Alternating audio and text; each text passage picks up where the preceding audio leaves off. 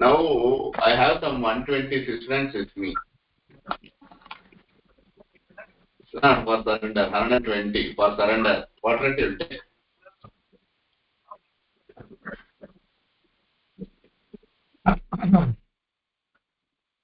श्रीमान् वेङ्कटनाथार्यः कवितार्ककेसरी वेदान्ताचार्यवर्यो मे सन्निधत्तां सदा हृदि लक्ष्मीनाथसमारम्भां नाथयामुनमध्यमाम् अस्मदाचार्यपर्यन्तां वन्दे गुरुपरम्पराम् यो नित्यमच्युतपदाम्बुजयुग्मरुक्मः व्यामोहतस्तदितराणि तृणाय मेने अस्मद्गुरोर्भगवतोऽस्य दयैकसिन्धोः रामानुजस्य चरणौ शरणं प्रपद्ये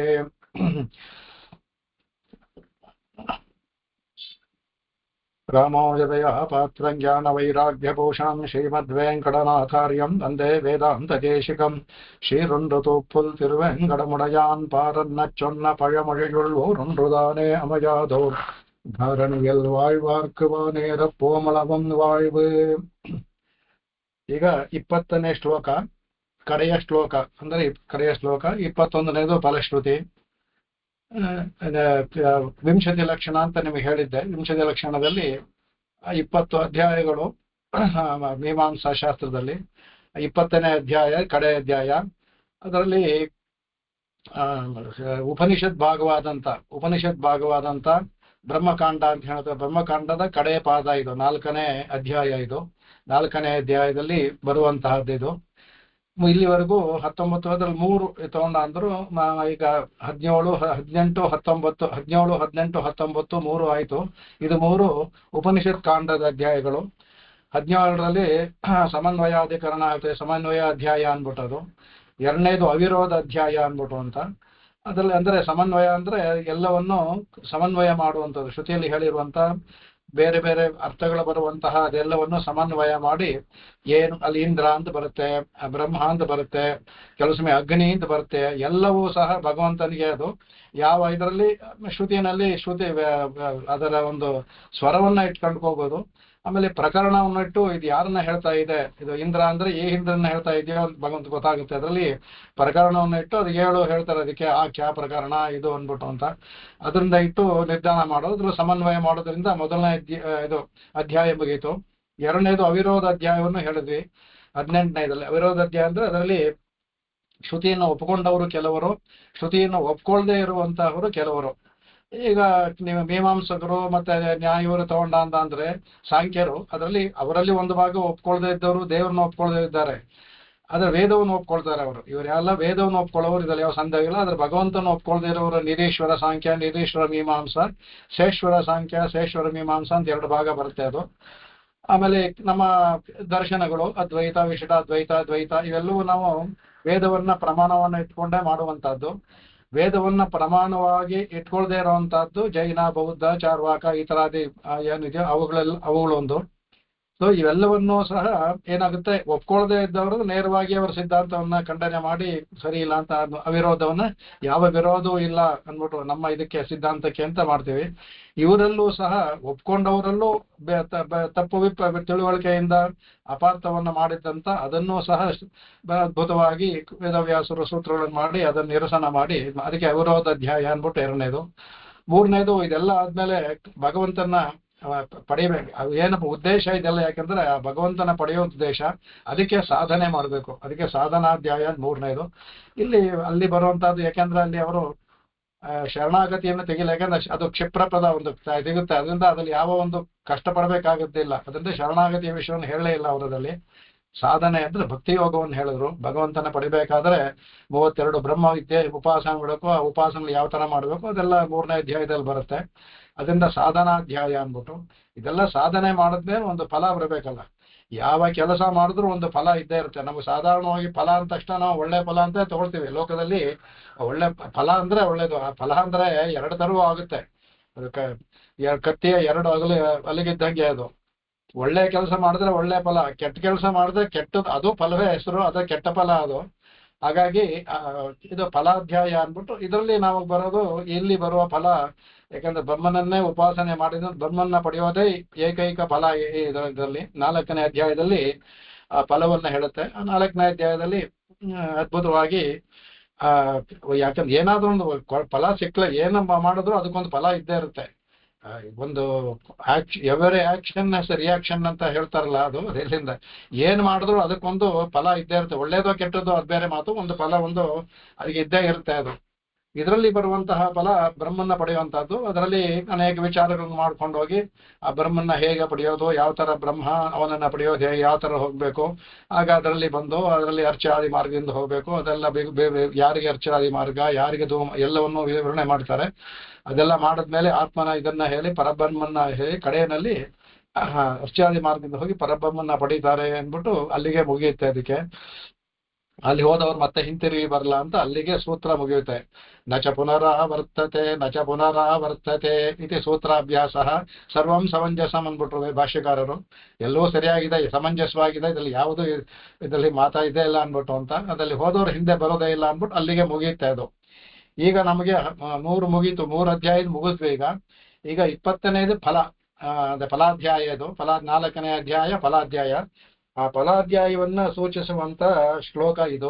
ಆದ್ರೆ ಮೇಲ್ನೋಟಕ್ಕೆ ಆ ಶ್ಲೋಕವನ್ನು ನೋಡಿದ್ರೆ ಒಂದು ಯಾರಾದ್ರೂ ಬೇರೆಯವ್ರು ಕೇಳಿದ್ರೆ ಏನಪ್ಪಾ ಇದೊಂದು ಒಂಥರ ಸ್ವಲ್ಪ ಜಿಗುಪ್ಸೆ ಬರುವಂತಹ ಮೇಲ್ನೋಟಕ್ಕೆ ಹೇಳ್ತೀನಿ, ಮೇಲ್ನೋಟಕ್ಕೆ ಜಿಗುಪ್ಸೆ ಬರುವಂತಹ ಇದು ಮಾಡಿದ್ರೆ ಮೇಲ್ನೋಟಕ್ಕೆ ಸ್ವಲ್ಪ ಜಿಗುಪ್ಸೆ ಬರುತ್ತೆ.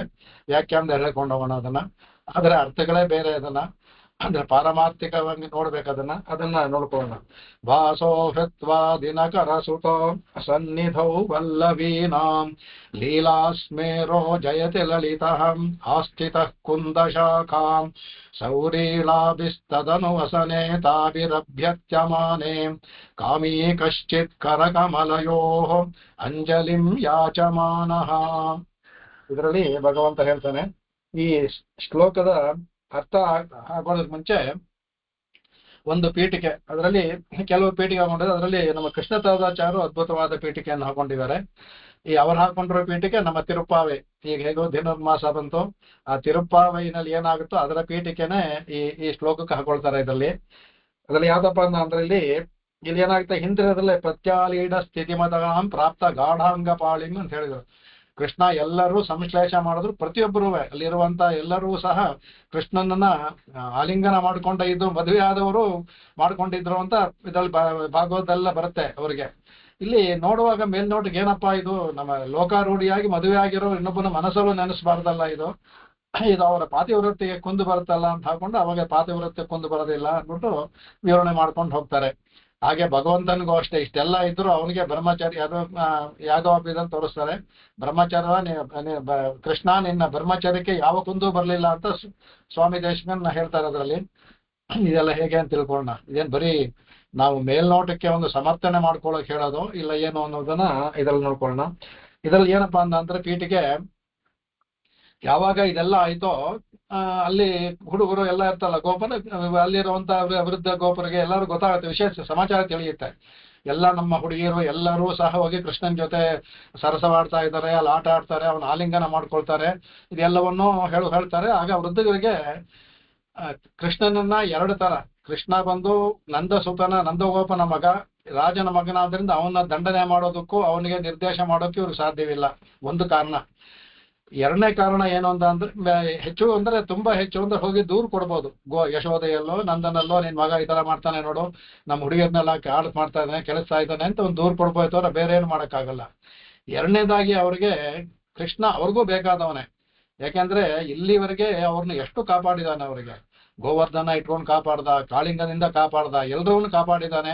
ಅಲ್ಲಿರುವಂತ ಮಕ್ಕಳು ಹೋಗಿದ್ದೆಲ್ಲ ಅಗಾಸುರ ತಗೊಂಡು ಮಕ್ಕಳನ್ನೆಲ್ಲ ತಂದು ಕೊಟ್ಟ ಮಾಡ್ದ. ಹಾಗಾಗಿ ಅವ್ರಿಗೆ ಕೃಷ್ಣನ ಮೇಲೆ ಏನು ಹೇಳಕ್ಕೂ ಆಗೋದಿಲ್ಲ. ಅವನ್ ಪರತ್ವನು ತೋರಿಸಿದ್ರು ಅವ್ರಿಗೆ ಆ ಪರತ್ವ ಮನಸ್ಸು ಬರೋದಿಲ್ಲ. ಯಾಕಂದ್ರೆ ಜೊತೆಯಲ್ಲೇ ಇದ್ದಿದ್ದರಿಂದ, ಯಾವಾಗ್ಲೂ ಜೊತೆಯಲ್ಲೇ ಇದ್ದ ಅಂದ್ರೆ ಅದ್ರ ಬೆಲೆ ಗೊತ್ತಾಗೋದಿಲ್ಲ ಯಾವ ಇದು ಅಂತ. ಕೃಷ್ಣನ್ಗೂ ಜೊತೆಯಲ್ಲಿ ಇದ್ದಿಂದ ಅರ್ಜುನ್ಗೆ ಕೃಷ್ಣನ್ ಬೆಲೆ ಗೊತ್ತಾಗ್ಲಿಲ್ಲ.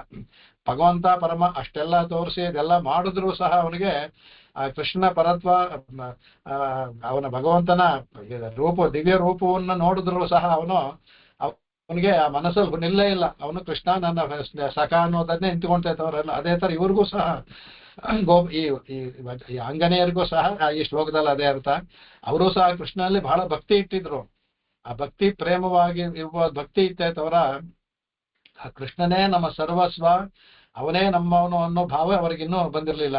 ಇನ್ನೂ ಒಂದು ಸ್ವಲ್ಪ ಅವ್ರಿಗೆ ಆ ಕಾಮದ ಛಾಯೆನೇ ಇತ್ತು ಅವ್ರಿಗೆ. ಆಲಿಂಗನ ಮಾಡ್ಕೊಂಡು ತೃಪ್ತಿ ಪಡಬೇಕು ಅಂತ ಛಾಯೆ ಇತ್ತವರ ಅವನ ಪೂರ್ಣ ಇದರಲ್ಲಿ ಈ ಶ್ಲೋಕದಲ್ಲಿ ಸರಿ ಮಾಡ್ತಾನೆ. ಮೇಲ್ನೋಟಕ್ಕೆ ಶ್ಲೋಕ ಸ್ವಲ್ಪ ಇದಾಗ ಕಾಣುತ್ತೆ, ನೋಡೋರಿಗೆ ಇದೇನಪ್ಪ ಈ ತರ ಇದೆಲ್ಲ ಕೃಷ್ಣ ಈ ತರ ಮಾಡಿದ್ನಲ್ಲ ಅಂತೆಲ್ಲ ಬರ್ಬೋದು. ಅವಾಗ ಇದೇನ್ ಮಾಡ್ತಾರಂತೆ, ಇದು ಯಾವಾಗ ಗೊತ್ತಾಗುತ್ತೋ ಆಗ ಕೃಷ್ಣನ ನಿರ್ದೇಶ ಮಾಡಕ್ ಸಾಧ್ಯ ಇಲ್ಲದೆ ಇದರಿಂದ ತಮ್ಮ ಹೆಣ್ಣು ಮಕ್ಕಳನ್ನೆಲ್ಲ ನೆಲಮಾಳಿಗೆಯಲ್ಲಿ ಕೂಡಾಕ್ಬಿಟ್ರಂತೆ ಅವರು. ಯಾರು ಗೋಪವೃದ್ಧರು ಇದೇ ನಮ್ಮ ತಿರುಪಾವೆಯಲ್ಲಿ ಬರುವಂತಹ ನಾವು ಶುರುನಲ್ಲಿ ಹೇಳ್ತೀವಲ್ಲ, ಅದರಲ್ಲಿ ಬರುವಂತಹ ಅವರು ವ್ರತವನ್ನು ಆಚರಿಸ್ತಾರೆ ಅಂತ ಹೇಳ್ತೀವಲ್ಲ, ಕಾತ್ಯಾಯಿನಿ ವ್ರತವನ್ನು ಆಚರಿಸಿದ್ರು ಅಂತ, ಅದಕ್ಕೆ ಪೀಠಿಕೆಯಾಗಿ ಬರುತ್ತೆ. ಇದು ಕೂಡಾಕ್ಬಿಡ್ತಾರಂತೆ ಅವ್ರಿಗೆ, ಕೂಡಾಕ್ಬಿಡ್ತಾರೆ. ಇಲ್ಲಿ ಕೃಷ್ಣನ್ಗೂ ಏನಾಗುತ್ತೆ, ಪರಸ್ಪರ ಇಲ್ಲಿ ಅವ್ರಿಗೆಲ್ಲ ಒಂದು ಯಾವಾಗ್ಲೂ ಅತ್ಯಂತ ವ್ಯಾಮೋಹದಂತಿದ್ದು ಸಡನ್ ಆಗಿ ಬೇರ್ಪಟ್ಟಾಗ ಅವ್ರಿಗೆ ವಿರಹ ವೇದ ಅಂತ ತಡೆಕೊಳ್ಳೋ ಸಾಧ್ಯವಾಗೋದಿಲ್ಲ. ಅವ್ರಿಗೆ ಎಲ್ಲರೂ ತುಂಬಾ ಕೊರಗಿ ಕೃಷರಾಗಿ ಶುರುವಾಗ್ಬಿಡ್ತಾರೆ. ಇಲ್ಲಿ ಕೃಷ್ಣನ್ಗೂ ಸಹ ಅವನಿಗೂ ತೆದಾಗ್ತಾನೆ. ಕೃಷ್ಣನ್ಗೂ ಸಹ ಪ್ರಾಯಶಃ ಇವರೆಲ್ಲೋ ನಂದಗೋಪನ ಹೇಳಿರ್ತಾರೆ, ಯಶೋದೆ ಕೃಷ್ಣನ್ಗೂ ಕಟ್ಟಾಗಿರ್ತಾರೆ, ಇನ್ನಿಲ್ಲ ನೀನ್ ಹೋಗ್ಬಾರ್ದು ಅಲ್ಲಿಗೆ, ಅವ್ರ ಜೊತೆ ಆಡ್ಬಾರ್ದು ಅಂತೆಲ್ಲ ಕಟ್ಟಾಗಿರ್ತಾರೆ. ಇಲ್ಲಿ ಕೃಷ್ಣನಿಗೂ ಅವನಿಗೂ ವೇದನೆ, ವಿರಹ ವೇದನೆ, ಇವ್ರಿಗೂ ವಿರಹ ವೇದನೆ. ಕಡೆಗೆ ಕೆಲ ಜನ ಕಳೆದ್ಮೇಲೆ ಏನಾಗುತ್ತಂತೆ ನೋಡ್ತಾರೆ ಇದು. ಅವಾಗ ವೃದ್ಧ ಗುರುಪರ ಜೊತೆ ವೃದ್ಧರ ಜೊತೆ ಯುವಕರು ಬೇರೆ ಎಲ್ಲ ಇರ್ತಾರಲ್ಲ, ಅವರುಗಳು ಬಂದು ಹೇಳ್ತಾರಂತೆ, ಇದು ನಾವು ಇಷ್ಟು ಕಟ್ಪಾಡು ಮಾಡಿದ್ರೆ ಇನ್ನು ಸ್ವಲ್ಪ ನೋಡಿದ್ರೆ ಎಲ್ಲ ಪ್ರಾಣವೇ ಬಿಟ್ಬಿಡ್ತಾರೆ ಅನ್ಸುತ್ತೆ. ನಮ್ಗೆ ಕೆಲ್ಸಕ್ಕೂ ಜನಕ್ಕೆ ಆಳುಗಳಿಲ್ಲ, ಎಲ್ಲ ನೀ ಕೂಟಾಕ್ಬಿಟ್ಟಿದ್ದೀರಾ, ಈಚೆ ಬರಬಾರ್ದು ಅಂತೀರಾ.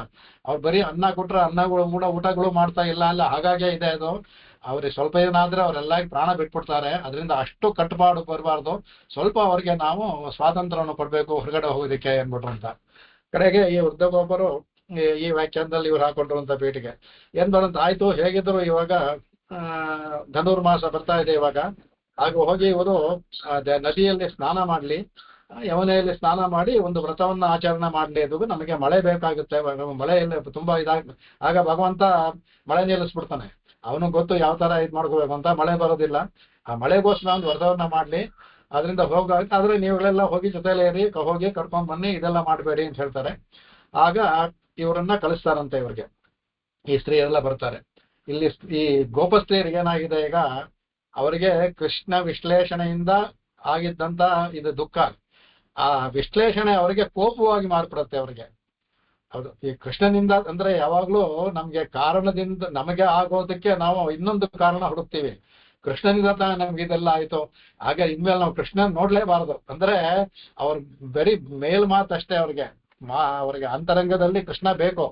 ಆ ಮೇಲ್ನೋಟಕ್ಕೆ ಹೇಳ್ತಾರಂತೆ ಗೋಪಿಯರೆಲ್ಲ ಸೇರ್ಕೊಂಡು, ನಾವು ಹೋಗೋಣ, ಆದ್ರೆ ಯಮುನೆ ತೀರಕ್ಕೆ ಎಲ್ಲಿ ನಾವು ಸಾಧಾರಣವಾಗಿ ಕೃಷ್ಣ ಬರ್ತಾ ಇದ್ನೋ, ಈಗ ನಾವು ಹೊರಗಡೆ ಹೋಗಿದ್ ವಿಷಯ ತಿಳ್ಕೊಂಡ್ಬಿಡ್ತಾನ ಅವನು, ಕಳ್ಳ ಹೇಗಾರುವೆ ನಮ್ ಜೊತೆ ಬಂದ್ಬಿಡ್ತಾನ ಅವನು. ಹಾಗಾಗಿ ನಾವು ಯಾವ ಒಂದು ಘಟ್ಟಕ್ಕೆ ಹೋಗಿ ಸ್ನಾನ ಮಾಡಿ ಕೃಷ್ಣ ಜೊತೆ ರಾತ್ರಿಯಲ್ಲಿ ಆಡ್ತಾ ಇದ್ವು, ಯಮುನಾ ದೊಡ್ಡ ತೀರ ಅಲ್ವಾ, ಅದನ್ನ ಬಿಟ್ಬಿಡೋಣ, ಬೇರೆ ದೂರ ಒಂದು ಘಟ್ಟಕ್ಕೆ ಹೋಗೋಣ, ಅಲ್ಲಿ ಅವನು ಗೊತ್ತಾಗುದಿಲ್ಲ. ಯಾತಕ್ಕೆ ಇವನು ಕೃಷ್ಣ ಬೇಡ ಅಂತಾನೆ ಅಂದ್ರೆ, ಅವ್ನು ಬರ್ತಾನೆ, ಅವ್ನು ಬಂದ ತಕ್ಷಣ ಇವ್ರು ಮತ್ತೆ ನಮಗ್ ಕೂಡಾಕ್ತಾರೆ, ವಿರವೇದನ ಜಾಸ್ತಿ ಆಗುತ್ತೆ. ಇದು ನಮಗ್ ಬೇಕಾ? ಕೃಷ್ಣ ನಮಗ್ ಬೇಕು, ಆದ್ರೆ ಅವ್ನು ಬಂದ ತಕ್ಷಣ ಇವ್ರು ಮತ್ತೆ ಕೂಡಾಕ್ತಾರೆ. ಆ ವಿರಹ ವೇದನ ನಮಗ್ ತಡ್ಕೊಳ್ಳೋ ಸಾಧ್ಯವಿಲ್ಲ. ಅವನ್ನ ನೋಡದೇ ಇದ್ರು ಪರವಾಗಿಲ್ಲ, ಅವನ ಸಂಶ್ಲೇಷಣೆ ಆಗದೇ ಇದ್ರು ಪರವಾಗಿಲ್ಲ, ಈ ವಿರಹವನ್ನ ತಡ್ಕೊಳ್ಳೋಕ್ ಸಾಧ್ಯವಿಲ್ಲ ಅಂದ್ಬಿಟ್ಟು ಎಲ್ಲ ಮಾತಾಡ್ಕೊಳ್ತಾರಂತೆ. ಎಲ್ಲ ಯಾರತ್ರ ಅಂತ ಹೇಳ್ತಾರೆ, ಯಾರ ಹತ್ರ ಮುಚ್ಚಿಡ್ತೀರ, ಅಂತರ್ಯಾಮಿಯಾಗಿ ನಿಮ್ಮಲ್ಲೇ ಎಲ್ಲ ಇದ್ದಾನೆ. ಈ ಶ್ಲೋಕದಲ್ಲಿ ಬರೋದು, ನಿಮ್ಮಲ್ಲೇ ಇದ್ದಾನೆ, ಎಲ್ಲವನ್ನೂ ನೋಡ್ತಾ ಎಲ್ಲವನ್ನೂ ಕೇಳ್ತಾ ಇದ್ದಾನೆ. ಅವನಿಗೆ ನೀವು ಬೇರೆಯವರು ಹೋಗಿ ಸುದ್ದಿ ಹೇಳ್ಬೇಕಾ? ಇವರೆಲ್ಲ ಹೋಗ್ತಾರೆ ಅಂತ ಕೃಷ್ಣನ್ ಗೊತ್ತಾಗುತ್ತೆ. ಕೃಷ್ಣ ಬೆಳಗ್ಗೆದ್ದು ಹೋಗ್ತಾರಲ್ಲ, ಮಾರ್ಹೈ ತಿಂಗಳು ಮದಿರಿಂದ ನಲ್ಲಾಣ ಆ ತರ ಬೆಳಗ್ಗೆದ್ದು ಹೋಗ್ತಾರೆ. ಹೋಗುವಾಗ ಇವನು ಸಹ ಹಿಂಬಾಲಿಸ್ತಾನಂತೆ. ಅವಾಗ ಹೇಳ್ತಾರೆ, ಹಾಗಾದ್ರೆ ಹಿಂಬಾಲಿಸ ಗೊತ್ತಾಗಲ್ವಾ ಅಂದ್ಬಿಟ್ಟು ಹೇಳ್ತಾರೆ, ಮೊದಲೇ ಸ್ವಲ್ಪ ಕತ್ಲೆ ಆಗಿತ್ತು, ಇವನ್ ಮೈ ಬಣ್ಣನೂ ಕಪ್ಪು, ಆ ಕತ್ಲೆಯಲ್ಲಿ ಇವನ್ ಮೈ ಬಣ್ಣ ಕಪ್ಪಾದ್ರಿಂದ ಅವ್ರಿಗೆ ಗೊತ್ತಾಗ್ಲಿಲ್ಲ, ಹಿಂಬಾಲಿಸ್ಕೊಂಡು ಹೋಗ್ತಾನೆ. ಇಲ್ಲಿ ತಿರುಪಾವೆ ತರ ಒಂದು ಸ್ವಲ್ಪ ವ್ಯತ್ಯಾಸ ಇಲ್ಲಾಗುತ್ತೆ. ಆ ತಿರುಪಾವೆಗೆ ಮುಂಚೆ ಆಗುವಂತಹ ಒಂದು ಘಟನೆ ಅಂತ ಹೋಗ್ಬೋದು. ಇದನ್ನ ಹೋಗ್ತಾರೆ, ಹೋದ ತಕ್ಷಣ ಇವರಿಗೆ ತುಂಬಾ ದಿನ ಕೂಡಾಕ್ಬಿಟ್ಟಿರ್ತಾರಲ್ಲ, ಅದರಿಂದ ಅವರಿಗೆ ಬಹಳ ಇದಾಗಿರುತ್ತೆ. ಈಗ ಸ್ವೇಚ್ಛೆಯಾಗಿ ಬಂದಿದ್ದಾರೆ. ಎಲ್ಲ ಏನ್ ಮಾಡ್ತಾರೆ, ಹೋಗ್ಬಿಟ್ಟಲ್ಲಿ ಯಮುನಾ ತೀರಕ್ಕೆ ಹೋಗ್ತಾರೆ. ಇನ್ನೂ ಆಗ್ತಾನೆ ಸೂರ್ಯೋದಯ ಆಗ್ತಾ ಇದೆ, ಸ್ವಲ್ಪ ಮುಸ್ಕಾಗಿ ಬೆಳಗ್ಗೆ ಬರ್ತಾ ಇದೆ. ಇವ್ರೇನ್ ಮಾಡ್ತಾರೆ, ಬೆಳಗ್ಗೆದ್ದು ಎಲ್ಲ ತಮ್ಮ ಬಟ್ಟೆಗಳನ್ನೆಲ್ಲ ಬಿಚ್ಚಿ ನಗ್ನರಾಗಿ ಹೋಗಿ ನದಿಯಲ್ಲಿ ಸ್ನಾನ ಮಾಡ್ತಾರೆ. ಅದು ಶಾಸ್ತ್ರ ವಿರುದ್ಧ, ಕೃಷ್ಣನಿಗೆ ಇಡ್ಸೋದಿಲ್ಲ. ಆ ತರ ಮಾಡ್ಕೊಂಡಾಗ ಇವನೇನ್ ಮಾಡ್ತಾನೆ, ಅಲ್ಲಿ ಬಂದು ಅವರ ಬಟ್ಟೆಗಳನ್ನೆಲ್ಲ ತಗೊಂಡು, ಇನ್ನು ಸ್ವಲ್ಪ ನಸುಗತ್ತಲೆ ಇತ್ತಲ್ಲ, ಅದನ್ನ ಗೊತ್ತಾಗಲ್ಲ, ಎಲ್ಲ ತಗೊಂಡು ಪಕ್ಕದಲ್ಲಿ ಒಂದು ಕದಂಬ, ಅದು ಕುಂದ ಶಾಖ ಅಂದ್ರೆ ಕದಂಬ ವೃಕ್ಷ, ಅದಕ್ಕೆ ಮಾಘ ವೃಕ್ಷ ಅನೇಕ ಹೆಸರುಗಳಿದೆ. ಆ ಕದಂಬ ವೃಕ್ಷದ ಮೇಲೆ ಹತ್ತಿ ಕೂತ್ಕೊಂಡ್ಬಿಡ್ತಾನೆ ಅವನು, ಬಟ್ಟೆ ಎಲ್ಲ ಇಟ್ಕೊಂಡು ಕೂತ್ಕೊಂಡ್ಬಿಡ್ತಾನೆ ಅವನು. ಇದು ಇದು ಇದಾದ್ಮೇಲೆ ಈ ಶ್ಲೋಕ ಅದಕ್ಕೆ ಅವತಾರ ಯಾಕಂದ್ರೆ ಈ ಶ್ಲೋಕದ ಅರ್ಥ ಬರುತ್ತೆ ಅದಕ್ಕೆ. ಅವಾಗ ಇದು ಮೇಲಿನ ಅರ್ಥ, ದಿನಕರ ಸುತ ಸನ್ನಿಧೋ. ದಿನಕರ ಅಂದ್ರೆ ಸೂರ್ಯನ ಸತ ಅಂದ್ರೆ ಸೂರ್ಯನ ಮಗಳಾದ ಯಮುನೆ ಸೂರ್ಯನ ಮಗಳು. ದಿನಕರ ಸದಾ ಸನ್ನಿಧೋ ಅಂದ್ರೆ ಯಮುನೆಯ ಸನ್ನಿಧಿಯಲ್ಲಿ ಅವನೇನ್ ಮಾಡ್ತಾನೆ, ಇವನೇನ್ ಮಾಡ್ತಾನೆ, ಇವನು ವಲ್ಲವೀನಾಂ ಅಂದ್ರೆ ವಲ್ಲವಿ ಅಂದ್ರೆ ಇವರ ಗೋಪಿ ಸ್ತ್ರೀಯರ ವಲ್ಲವೀನಾಂ ವಾಸಃ ಕೃತ್ವ. ವಾಸಃ ಅಂದ್ರೆ ಬಟ್ಟೆ, ಇದಕ್ಕೆ ತುಂಬಾ ಅರ್ಥಗಳು ಬರುತ್ತೆ, ಆಮೇಲೆ ವ್ಯಾಖ್ಯಾನದಲ್ಲಿ ನೋಡೋಣ. ಅದಕ್ಕೆ ವಾಸಃ ಕೃತ್ವ ಅವರ ಬಟ್ಟೆಗಳನ್ನೆಲ್ಲ ಅಪಹರಣ ಮಾಡ್ಕೊಂಡ್ಬಿಡ್ತಾನಂತೆ. ಏನ್ ಮಾಡ್ತಾನೆ ಆಮೇಲೆ ಲೀಲಾ ಸ್ಮೇರಹ ಅಂದ್ರೆ ಅವನ ಮುಖದಲ್ಲಿ ಮುಗುಳ್ನಗೆ ಅಂತೆ ಅವನಿಗೆ, ಲೀಲಾ ಸ್ಮೇರಹ. ಆ ಅಂದ್ರೆ ಅವನಿಗೆ ಆ ಮುಗುಳ್ನಗೆಯಲ್ಲಿ ಒಂದು ಲೀಲೆ ಇದೆ, ಒಂದು ಕುಹಕ ಮಾಡೋ ತರ ಲೀಲೆ ಇದೆ. ಲೀಲಾ ಸ್ಮೇರಹ ಅಂದ್ರೆ ಒಂದು ಮುಗುಳ್ನಗೆ, ಕುಹಕವಾದ ಮುಗುಳ್ನಗೆ ಕೂಡಿದವನಾಗಿ ಏನ್ ಮಾಡ್ತಾನೆ ಅವನು, ಲಲಿತಾಂ ಕುಂದಶಾಖಾಂ ಆಸ್ಥಿತಃ. ಕುಂದಶಾಖಾಂ ಅಂದ್ರೆ ಆ ಕುಂದವೃಕ್ಷದ ಶಾಖೆ, ಆ ಶಾಖೆಯಲ್ಲಿ ಲಲಿತಾಂ ಅತ್ಯಂತ ಇದು ಸುಂದರವಾದ ಅಂತ. ಲಲಿತಾಂ ಸುಂದರ. ಯಾಕೆ ಈ ಪದಗಳನ್ನ ಹಾಕಿದ್ರು ಸ್ವಾಮಿ ಅಂದ್ರೆ, ಒಂದೊಂದು ಪದಕ್ಕೂ ಅಷ್ಟಷ್ಟು ಇದರಲ್ಲಿ ಇದಕ್ಕೆ ಒಂದೊಂದು ಪದಕ್ಕೂ ಒಂದು ದೀರ್ಘವಾಗಿ ವ್ಯಾಖ್ಯಾನ ಮಾಡಬೇಕು ಅಂದ್ರೆ 2 ಕ್ಲಾಸ್ ಬೇಕಾಗುತ್ತೆ, ಅಷ್ಟೊಂದು ಅರ್ಥಗಳಿದೆ. ಅದನ್ನ ಸಂಗ್ರಹಿಸಿ ನಾನು ಇವತ್ತಿಗೆ 2 ಶ್ಲೋಕ ಮುಗಿಸ್ಬೇಕು ಇವತ್ತು. ಹಾಗಾಗಿ ಅದ್ರ ಮೇಲೆ ಕೂತ್ಕೊಳ್ತಾನಂತೆ. ಆ ಸುಂದರವಾದ ಕದಂಬ ವೃಕ್ಷದ ಮೇಲೆ ಇವನು ಆಸ್ಥಿತ ಕೂತ್ಕೊಳ್ತಾನೆ, ಆರಾಮ ಕೂತ್ಕೊಳ್ತಾನೆ. ಆ ಕೊಂಬೆಯಲ್ಲ ಬಟ್ಟೆಗಳೆಲ್ಲ ಹಾಕ್ತಾನೆ, ಅದ್ರ ಮೇಲೆ ಕೂತ್ಕೊಳ್ತಾನೆ. ಆಮೇಲೆ ಕೈಯಲ್ಲಿ ಕೊಳಲ್ ಬೇರೆ ಇದೆ ಅದಕ್ಕೆ. ಇವ್ರೇನ್ ಮಾಡ್ತಾರೆ ಕಡೆಗೆ ಆ ವಸನೆ ಕಡೆಗೆ ಇವ್ರೇನ್ ಮಾಡ್ತಾರಂತೆ, ಇವರು ಬರ್ತಾರೆ ಅಲ್ಲಿಂದ. ಅನಂತರ ಇವರು ಸ್ನಾನ ಮುಗಿಸ್ತಾರಲ್ಲ, ಮುಗಿಸ್ಕೊಂಡ್ಬಿಟ್ಟು ಬೆಳಗ್ಗೆ ತಾನೆ ಯಾರು ಅಕ್ಕಪಕ್ಕ ಇರಲ್ಲ, ಹಾಗೆ ನದಿಯಿಂದ ಹಾಗೆ ಮೇಲ್ ಬರ್ತಾರಂತೆ, ನಗ್ನರಾಗೆ ಮೇಲ್ ಬರ್ತಾರೆ ಅಷ್ಟೇ. ಬಂದಾಗ ಅವ್ರಿಗೇನಾಗುತ್ತೆ, ಅವ್ರಿಗೆ ನೋಡ್ತಾರೆ ಬಟ್ಟೆಗಳು ಕಾಣೋದಿಲ್ಲ ಅವ್ರಿಗೆ. ಆ ಬಟ್ಟೆಗಳು ಕಾಣದೇ ಇರುವಾಗ ಏನಾಗುತ್ತೆ, ತಕ್ಷಣ ಅವ್ರಿಗೆ ತಕ್ಷಣ ಸಂಕೋಚ ಬರುತ್ತೆ. ಸಾಧಾರಣವಾಗಿ ಎಲ್ಲ ಸ್ತ್ರೀಯರು ಯಾರಿಗಾದ್ರೂ ತಕ್ಷಣ ಅವ್ರಿಗೆ ಯಾವ್ದಾದ್ರು ಬಂದ ಅಂದ್ರೆ, ಸ್ತ್ರೀಯರು ಈಗ ನಮ್ಮಲ್ಲೂ ತರ ಸೆರಗು ಮಾಡೋದು ಎಲ್ಲ ಇದು ಸಾಧಾರಣ ಅವ್ರಿಗೆ ಅವ್ರಿಗೆ ತಾನಾಗಿ ಅವ್ರ ಅರಿವಿಲ್ದೆ ಅಂತ ಮಾಡುವಂತ ಕೆಲಸ.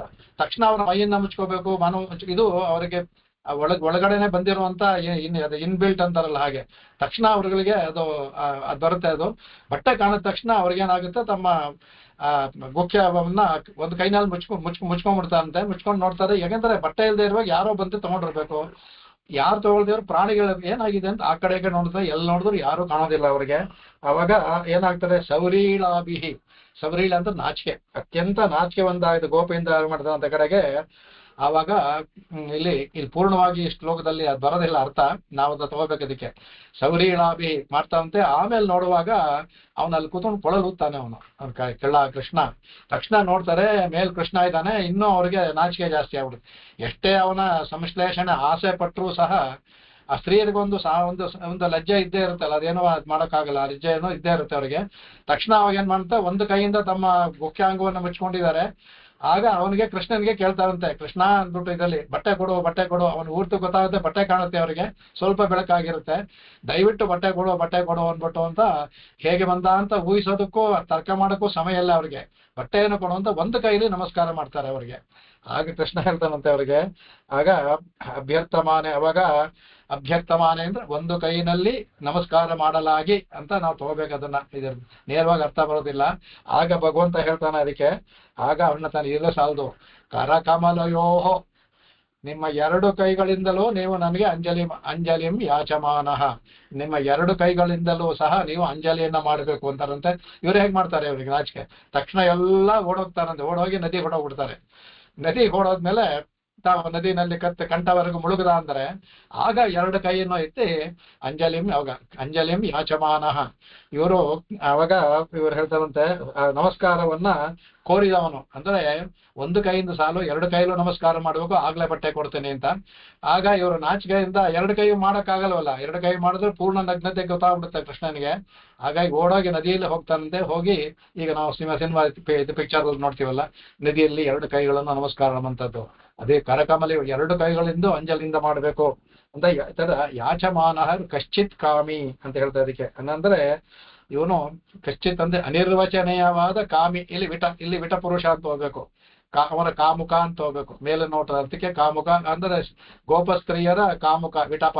ಅದರಿಂದ ಕಶ್ಚಿತ್ ಕಾಮಿ ಅವನು ಹೇಳ್ತಾನೆ ಜಯತಿ, ಅವನು ಸರ್ವೋತ್ಕೃಷ್ಟನಾಗಿದ್ದಾನೆ ಅಂತ ಮೇಲಿನ ಶ್ಲೋಕದ ಅರ್ಥ. ಈ ಮೇಲಿನ ಶ್ಲೋಕನ ಅರ್ಥ ಅಂತ ಹೇಳ್ದ ಅಂದ್ರೆ ಆಗ ಸಾಧಾರಣವಾಗಿ ಬರುವಾಗ ಏನಪ್ಪಾ ಅಂದ್ರೆ ಇದೇನು ಭಗವಂತನೇ ಆಗಿರ್ಬೋದು. ಅವತಾರ ಕಾಲದಲ್ಲಿ ಈ ತರ ಒಂದು ಹೇಯವಾದ ಕೆಲಸವನ್ನ ಮಾಡ್ಬೋದಾ? ಏನೇ ಆಗ್ಲಿ ಅವನು ಹೇಯವಾದ ಕೆಲಸವನ್ನು ಮೇಲಿಟ್ಟು ಹಾಕ್ತಾನೆ ಕಾಣುತ್ತೆ. ಅವರಿದ್ದಾಗ ಒಂದ್ ಕೈಯಲ್ಲಿ 2 ಕೈಯು ಮಾಡಿ ಅಂತ ಪೂರ್ಣ ನಗ್ನತೆ ನೋಡ್ಬೇಕು ಅಂತಾರ ಆಸೆಯಿಂದ ಕೇಳ್ದ ಅಂತಾರ ಅರ್ಥದಲ್ಲಿ ಬರುತ್ತೆ ಅದು. ಈ ತರ ಒಂದು ಕುತ್ಸಿತವಾದ ಕೆಲಸವನ್ನ ಭಗವಂತ ಮಾಡ್ಬೋದಾ?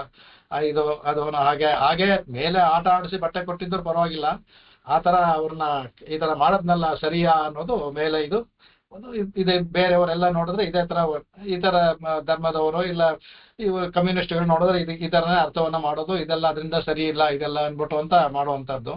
ಇದು ಮೇಲ್ನೋಟದ ಅರ್ಥ ಇದೆಲ್ಲ ಇದು ಅರ್ಥ ಆಯ್ತಲ್ಲ. ಯಾತಕ್ಕೆ ಭಗವಂತ ಮಾಡ್ದ ಅನ್ನೋದಕ್ಕೆ ಇವಾಗ ಅದಕ್ಕೆ ಈ ವ್ಯಾಖ್ಯಾನದಲ್ಲೇ ನಾವು ಎಲ್ಲವನ್ನೂ ತಿಳಿಬೇಕು. ಇದರಲ್ಲಿ ಹೇಳ್ತೀವಿ, ಇದರಲ್ಲಿ ಎಲ್ಲೂ ಸಹ ನಮಗೆ ಫಲ ಭಗವಂತನ 4ನೇ ಅಧ್ಯಾಯ ಹೇಳಿದಂತ ಫಲ ಮೇಲ್ನೋಟಕ್ಕೆಲ್ಲೂ ಕಾಣೋದಿಲ್ಲ. ಮೇಲ್ನೋಟದ ನಮಗ್ ಫಲ ಮೋಕ್ಷ ಅಂತ ಹೇಳಿದಿಲ್ಲ. ಇದೇನಪ್ಪ ಮೋಕ್ಷ? ಇಲ್ಲಿ ಅವ್ರಿಗೆ ಬಟ್ಟೆಯಿಂದ ಮೋಕ್ಷ ಕಾಣ್ತಾ ಇದೆ ತವರ ಅವರ ಆತ್ಮಕ್ಕೆ ಮೋಕ್ಷ ಎಲ್ಲಿ ಕಾಣ್ತಾ ಇದೆ ಅಂತ ಮೇಲ್ನೋಟಕ್ಕೆ ಕಾಣುವಂತ ಅರ್ಥ. ಆದ್ರೆ ಇದರಲ್ಲಿ ಅಂತರಂಗದಲ್ಲಿ ಹೋದ ಅಂದ್ರೆ ಅವರ ಆತ್ಮಕ್ಕೆ ಮೋಕ್ಷವನ್ನೇ ಭಗವಂತ ಕೊಡ್ತಾ ಇದ್ದಾನೆ. ಅದನ್ನ ನೋಡ ಮೇಲ್ನೋಟಕ್ಕೆ ಅರ್ಥ ಇದೆ. ಇದನ್ನ ಹೀಗೆ ಇದರಲ್ಲಿ ಹೇಗಪ್ಪ ಇದು ಬಂತು ಅನ್ನೋದಕ್ಕೆ ಇದು ಪೀಠಿಕೆ ಆಯ್ತು. ಇದಕ್ಕೆ ಆ ಪೀಠಿಕೆ ಆಯ್ದಾನ ಅವಾಗ ಅವ್ನು ಹೇಳ್ತಾರೆ ಕಡೆಗೆ. ಅವಾಗ ಇದಕ್ಕೆ ಸುಮಾರು ಅದಕ್ಕೆ ಅವರ ವಿರಹ ವೇದನೆಗೆ ಅನೇಕ ಒಂದು ಇದೆಲ್ಲ ಕೊಟೇಶನ್ ಎಲ್ಲ ಕೊಡ್ಬೋದು. ಈಗ ಸಮಯ ಅಪಾದ್ರಿಂದ ಅದಕ್ಕೆ ಬೇಡ. ಅದಕ್ಕೆ ಅವ್ರು ಹೇಗೆ ವಿರಹ ಪಟ್ರು, ಈ ಕೃಷ್ಣ ಹೇಗೆ ವಿರಹ ಪಟ್ಟ ಅಂತ ರಾಮಾಯಣದಲ್ಲೆಲ್ಲ ನಮ್ಮ ಹೇಗೆ ಸೀತೆ ಅಲ್ಲಿ ವಿರಹ ಪಟ್ಲು ಅಂದಕ್ಕೆ ಅದು ಕೊಡ್ಬೋದು ಅವ್ರಿಗೆ. ಅದೇ ತರ ರಾಮ ವಿರಹ ಪಡ್ತಾನಲ್ಲ ಅವನು ಸುಂದರಕಾಂಡದ ಕಡೆ ಇದರಲ್ಲಿ ಕಿಷ್ಕಿಂಧ ಕಾಂಡದಲ್ಲಿ ಅದರಲ್ಲೆಲ್ಲ ಅದು ತೋರಿಸ್ಬೋದು. ಅದಕ್ಕೆಲ್ಲ ಈಗ ಸಮಯ ಇಲ್ಲ, ಬೇಡ. ಅದನ್ನ ಇನ್ಯಾವಲಾರು ಇಟ್ಕೊಳ್ಳೋಣ. ಅದಕ್ಕೆ ಇಷ್ಟು ತಿಳ್ಕೊಂಡ ಅಂದ್ರೆ ಮೇಲಿನ ಆಯ್ತು ಕಡೆಗೆ. ಇವಾಗ ಏನಂತ ಯೋಗ ಅಂತಂದ್ರೆ ಅವಾಗ ಬಾಲೇರು ಅನ್ಕೊಂಡ್ ಬರ್ತಾರಂತೆ ಸಂಯೋಗ ವಿಪ್ರಯೋಗ ಅನ್ಬಿಟ್ಟು ಅಂತ. ಅವರು ಮಾತಾಡ್ಕೊಂಡು ನದಿ ಸ್ನಾನಕ್ಕೆ ಹೋಗ್ಬೇಕಾದ್ರೆ ಸಂಯೋಗ ಅಂದ್ರೆ ಯಾವಾಗ್ಲೂ ಕೂಡುವಿಕೆ ಅಗಲಿಕೆಯಲ್ಲೇ ಪರ್ಯಾವಸಾನಗೊಳ್ಳುತ್ತೆ ಅಂತ. ಸಂಯೋಗ ವಿಪ್ರಯೋಗ ಅಂತ ಸಂಯೋಗ ಆಗೋದು ವಿಪ್ರಯೋಗದಲ್ಲೇ ಮುಗಿಯುತ್ತೆ. ಹಾಗಾಗಿ ಅವ್ರಿಗೆ ಇದು ಅಭಾವ ವೈರಾಗ್ಯ ಅಂತಾರಲ್ಲ, ಅದು ಅಭಾವ ವೈರಾಗ್ಯ, ಸ್ಮಶಾನ ವೈರಾಗ್ಯ ಅನ್ಬೋದು, ಅಭಾವ ವೈರಾಗ್ಯ ಅನ್ಬೋದು. ಕೃಷ್ಣ ಇಲ್ದರಿಂದ ಅದರಿಂದ ಕೃಷ್ಣನ ಸಂಶ್ಲೇಷಣೆ ಇದ್ರೆ ತಾನೇ ವಿಯೋಗ ಆಗೋದು. ಅವನ ಸಂಶ್ಲೇಷಣೆ ಬೇಡ ಅನ್ಬಿಟ್ಟು ಅನ್ಕೊಳ್ತಾರೆ ಮನಸ್ಸಲ್ಲಿ. ಆದ್ರೆ ಅಲ್ಲಿ ಹೋಗಿ ಏನ್ ಮಾಡ್ತಾರೆ, ಅದಕ್ಕೆ ಅವ್ರು ಹೋಗಿ ಮಾಡೋದಿದೆ. ಅಲ್ಲಿ ಮಾಡೋದು ಅವ್ರೇನು ಅಂದ್ರೆ ನಮಗೆ ಕೃಷ್ಣನೇ ಪತಿ ಆಗ್ಬೇಕು ಅಂತ ಅಲ್ಲಿ ಕೇಳ್ಕೊತಾರೆ. ಅದಕ್ಕೆ ಅವರು ನಾವು ನಮ್ಮ ಇದಕ್ಕೆ ಬರ್ತೀವಲ್ಲ, ನಮ್ಮ ತಿರುಪಾಣಿಯಲ್ಲಿ ಬರುವಾಗ ಅವಾಗ ಅವ್ರು ಮಾಡ್ತಾರ. ಅದಕ್ಕೆ ನಂದಗೋಪ ಸುತಂದೇವಿ ಅಂತ ಹೇಳ್ತಾರಲ್ಲ, ಪತಿಮ್ಮೆ ಕುರುತೆ ನಮಃ ಅಂತ ಹೇಳ್ತಾರ. ಅದಕ್ಕೆ ಕುರುತೆ ನಮಃ ಅಂತ ಹೇಳ್ತಾರೆ. ಅವಳು ಕಾತ್ಯಾಯನದ ಕೇಳ್ತಾರಂತೆ, ನಂದಗೋಪ ಸುತಂದೇವಿ ಕೃಷ್ಣನನ್ನ ಬೇಡ ಅವನ ಕಣ್ತಪ್ಪಿಸಿ ಹೋಗೋಣ ಅಂತ ಹೋದವರು ಇದು ಎರಡನೇ ಇದು ಸ್ನಾನವೆಲ್ಲ ಮಾಡಿ ಆಮೇಲೆ ಹೋಗಿ ಇವರು ವ್ರತವನ್ನ ಆಚರಿಸ್ತಾರೆ ಅಂತ. ಆ ವ್ರತದಲ್ಲಿ ಕೇಳ್ಕೊಳ್ಳೋದೇನು, ನಂದಗೋಪ ಸುತಂದೇವಿ ಪತಿಮ್ಮೆ ನಮಗೆ ಅವ್ರನ್ನ ಕುರು, ನನಗೆ ತೇ ನಮಃ ಪತಿಂ ಕುರು, ನಿನಗೆ ನಮಸ್ಕಾರ. ಅವಳು ಕೇಳ್ತಾರಂತೆ, ಅವಳು ಕಾತ್ಯಾಯಿನಿ, ನಿಮ್ಗೆ ಕೇಳ್ಕೊಂಡ್ರಿ ನನಗೇನ್ ಮಾಡ್ತೀರ ಅಂದಾಗ ತೇ ನಮಃ, ನಿನಗೊಂದು ನಮಸ್ಕಾರ ಮಾಡ್ತೀವಿ ಅಷ್ಟೇ, ನಮಸ್ಕಾರ ಮಾಡ್ತೀವಿ, ಅದರಿಂದ ನೀವು ನಮಗೆ ಕೊಡು ಅಂತ ಹೇಳ್ತಾರೆ. ಅದಕ್ಕೆ ಇಲ್ಲಿ ಯಾತಕ್ಕಪ್ಪ ಅಂದ್ರೆ ಅವಾಗ ಹೇಳ್ತಾರೆ ಅದಕ್ಕೆ, ಈಗ ನಮಗೆ ಕೃಷ್ಣ ನಮ್ಮನ್ನ ಒಂದು ನಾವು ಕಾಮಿ ಅನ್ನೋದ ದೃಷ್ಟಿಯಿಂದ ನಮ್ಮ ವರ್ಧರ ನೋಡ್ತಾ ಇದ್ದಾರೆ. ಆದರೆ ನಮಗೆ ಪತಿ ಆಗ್ಬಿಟ್ರೆ ಆಗ ಇವ್ರು ಯಾರು ನಮ್ಮನ್ನ ಏನು ಹೇಳಕ್ ಸಾಧ್ಯವೇ ಇಲ್ವಲ್ಲ. ಪತಿಯನ್ ಜೊತೆಗೆ ಇರುವ ಆಟ ರಸ ಕ್ರೀಡೆ ಅದು ಯಾರು ತತ್ಕಾಲ ಎಲ್ಲರಿಗೂ ಆಗ್ಲಿ. ಅದಕ್ಕೆ ಅಂತ ಎಲ್ಲರಿಗೂ ಒಬ್ಬನೇ ಪತಿ ಆಗ್ಲಿ. ನಮ್ಮಲ್ಲಿ ಪರಸ್ಪರ ಭೇದವಿಲ್ಲದೆ ಇದ್ರೆ ಹಿರಿಯರಿಗೆ ಏನಾಗ್ಬೇಕು ಅನ್ನೋ ಭಾವನೆ.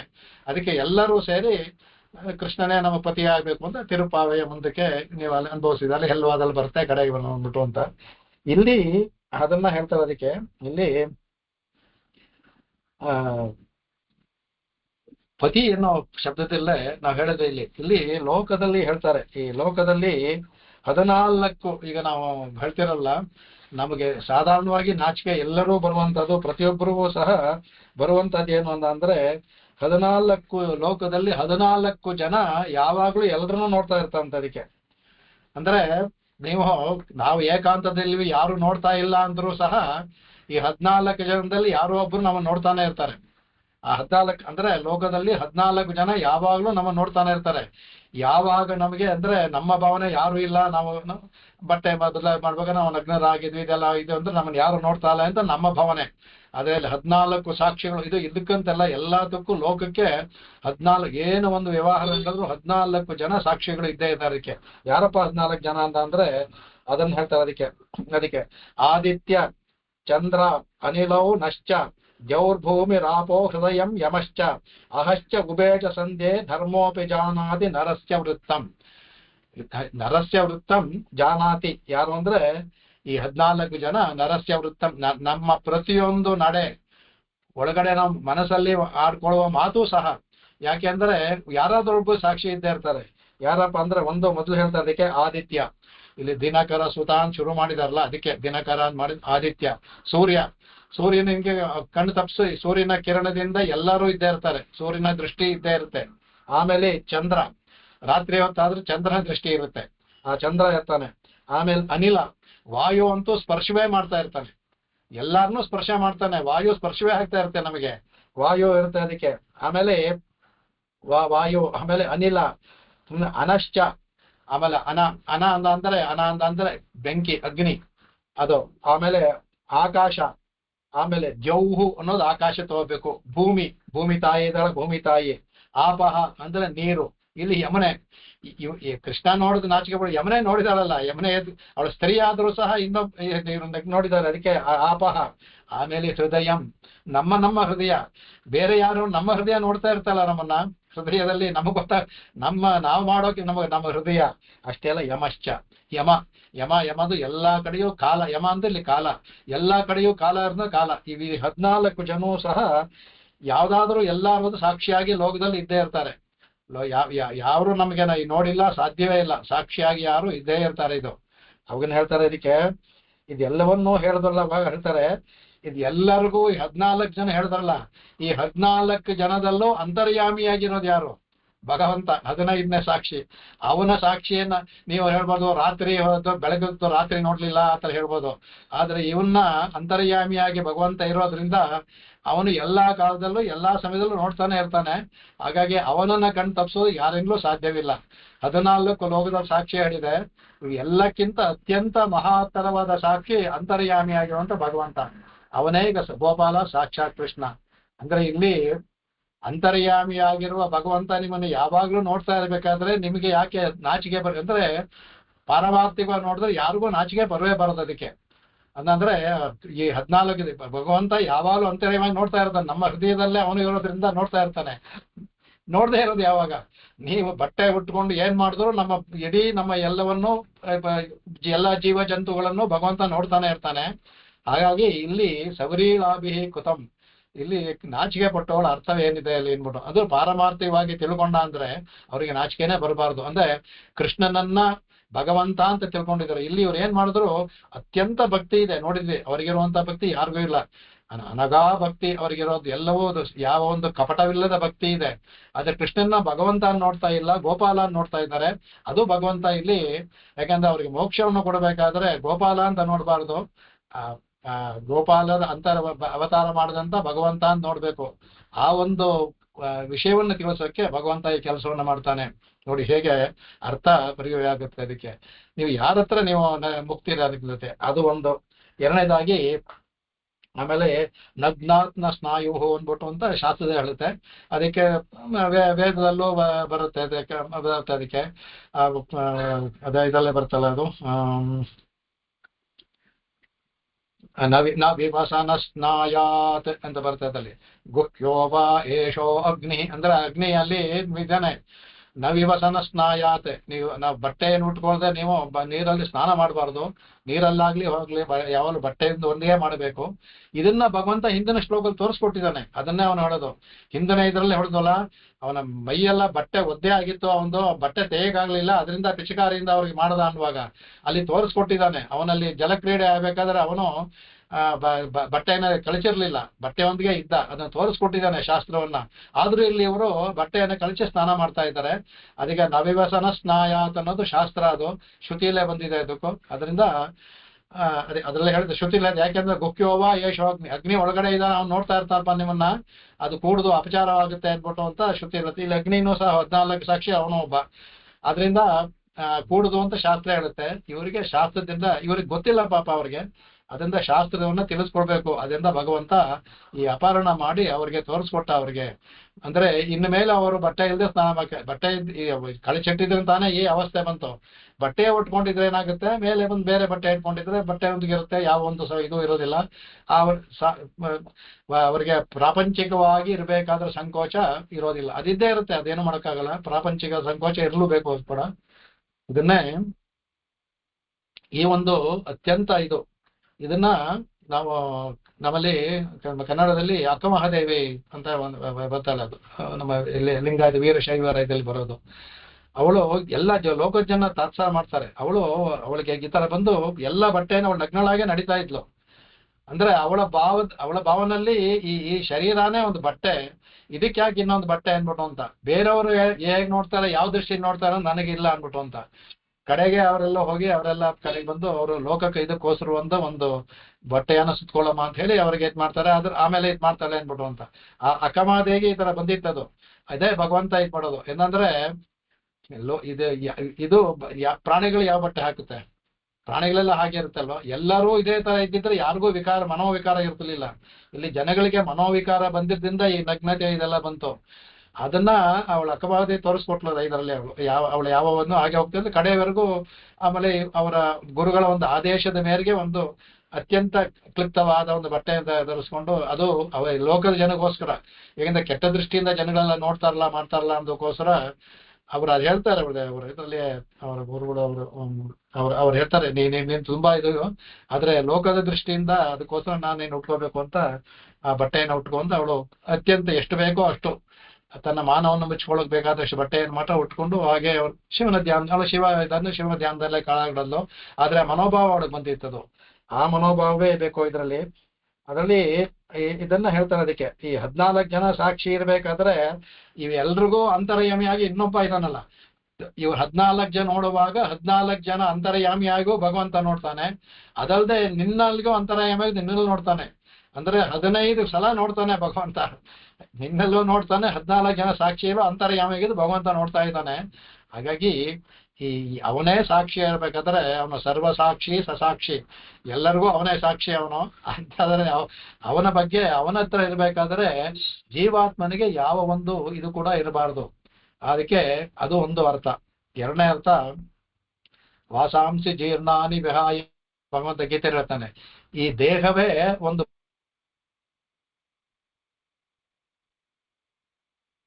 ಈ ಬಟ್ಟೆ ಯಾವ ವಯಸ್ಸಾದಾಗ ಈ ಬಟ್ಟೆ ಜೀರ್ಣವಾದಾಗ ಇನ್ನೊಂದು ಬಟ್ಟೆನ ತೊಡತಾರ, ಇನ್ನೊಂದು ದೇಹವನ್ನು ಧರಿಸ್ತಾರೆ, ಅದು ಬಟ್ಟೆ ತರ ಅದು ಆ ವಾಸಾಂಶ ಇದರಿಂದ.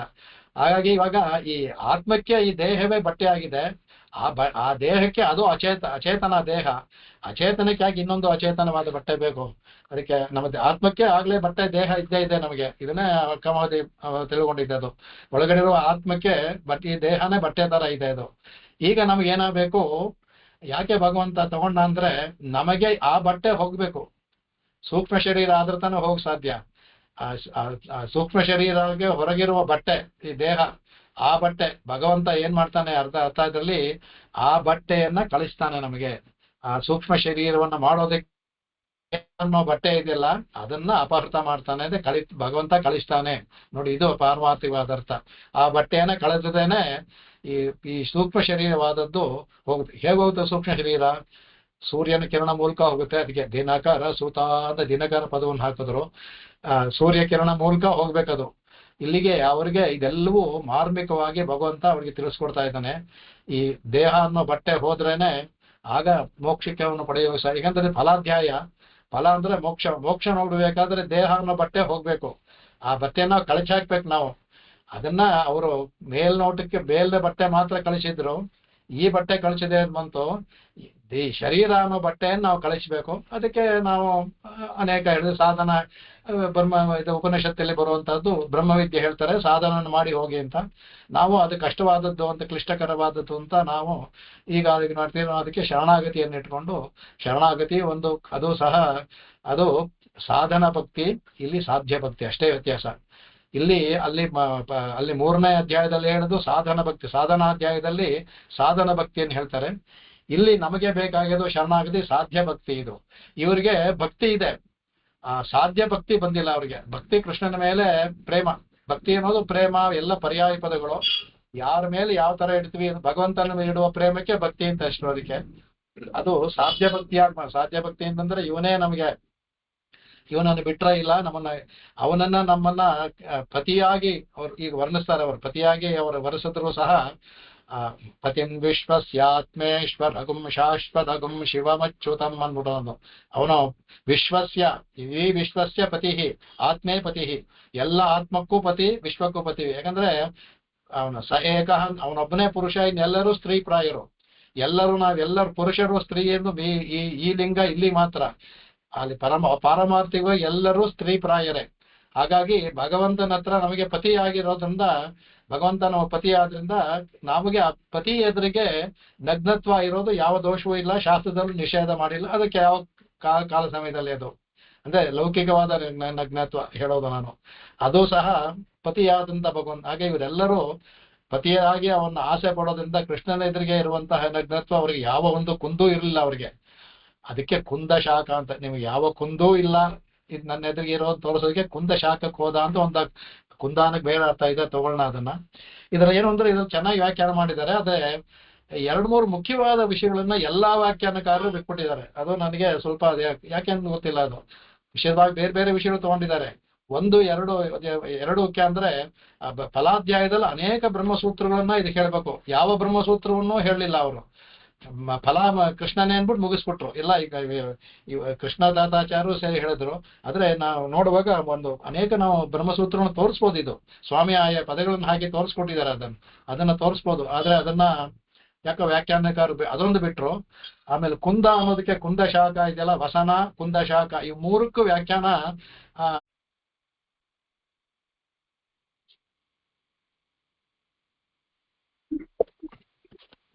ಈಗ ಈ ವಸ್ತ್ರಾಪಹರಣ ವಿಷಯದಲ್ಲಿ ನಾವು ಹೇಳಿದ್ವಿ. ಅದಕ್ಕೆ ಅವಾಗ ಇದಕ್ಕೆ ಇವರು ಇಲ್ಲಿ ಚೆಲ್ಲ ಆಯ್ತಲ್ಲ, ಈ ಭಗವಂತ ಎಲ್ಲಾರ ಜೊತೆ ಸಂಶ್ಲೇಷಣೆ ಮಾಡ್ತಾನಲ್ಲ, ಅವನಿಗೆ ಲಕ್ಷ್ಮಿ ಮತ್ತೆ ಶ್ರೀ ಭೂಮಿನೇಳ 3 ಜನ ಇದ್ದಾರೆ. ಇವರೆಲ್ಲರೂ ಭಗವಂತ ಸಂಶ್ಲೇಷಣೆ ಮಾಡ್ತಾನಲ್ಲ, ಇಷ್ಟು ಜನ 16,000 ಹೆಂಡತಿ ಕೃಷ್ಣನಿಗೆ ಅಂತಾರೆ ಹೇಳ್ತೀವಲ್ಲ. ಆಗ ಅವನು ಬ್ರಹ್ಮಚಾರಿ ಕೊಂದು ಬರ್ಲಿಲ್ವಾ ಅನ್ಬೇಕಾದ ಅಂದ್ರೆ ಸ್ವಾಮಿ ಏನ್ ಮಾಡ್ತಾರೆ, ಅದಕ್ಕೆ ಯಾದವಾಭ್ಯುದ ಹೇಳ್ತಾರೆ. ಆ ಪೂರ್ತಿ ಶ್ಲೋಕನ ಆ ಒಂದು ವಾಕ್ಯವನ್ನು ಮಾತ್ರ ಹೇಳ್ತೀನಿ. ಅದು ಹೇಳ್ತಾರೆ ಅದಕ್ಕೆ, ವಿಮೋಹನೆ ವಲ್ಲವಗೇಹಿನೀನಾಂ ನ ಬ್ರಹ್ಮಚರ್ಯಂ ಬಿಬಿದೆ ತದೀಯಂ ಅನ್ಬಿಟ್ಟು ಅಂತ.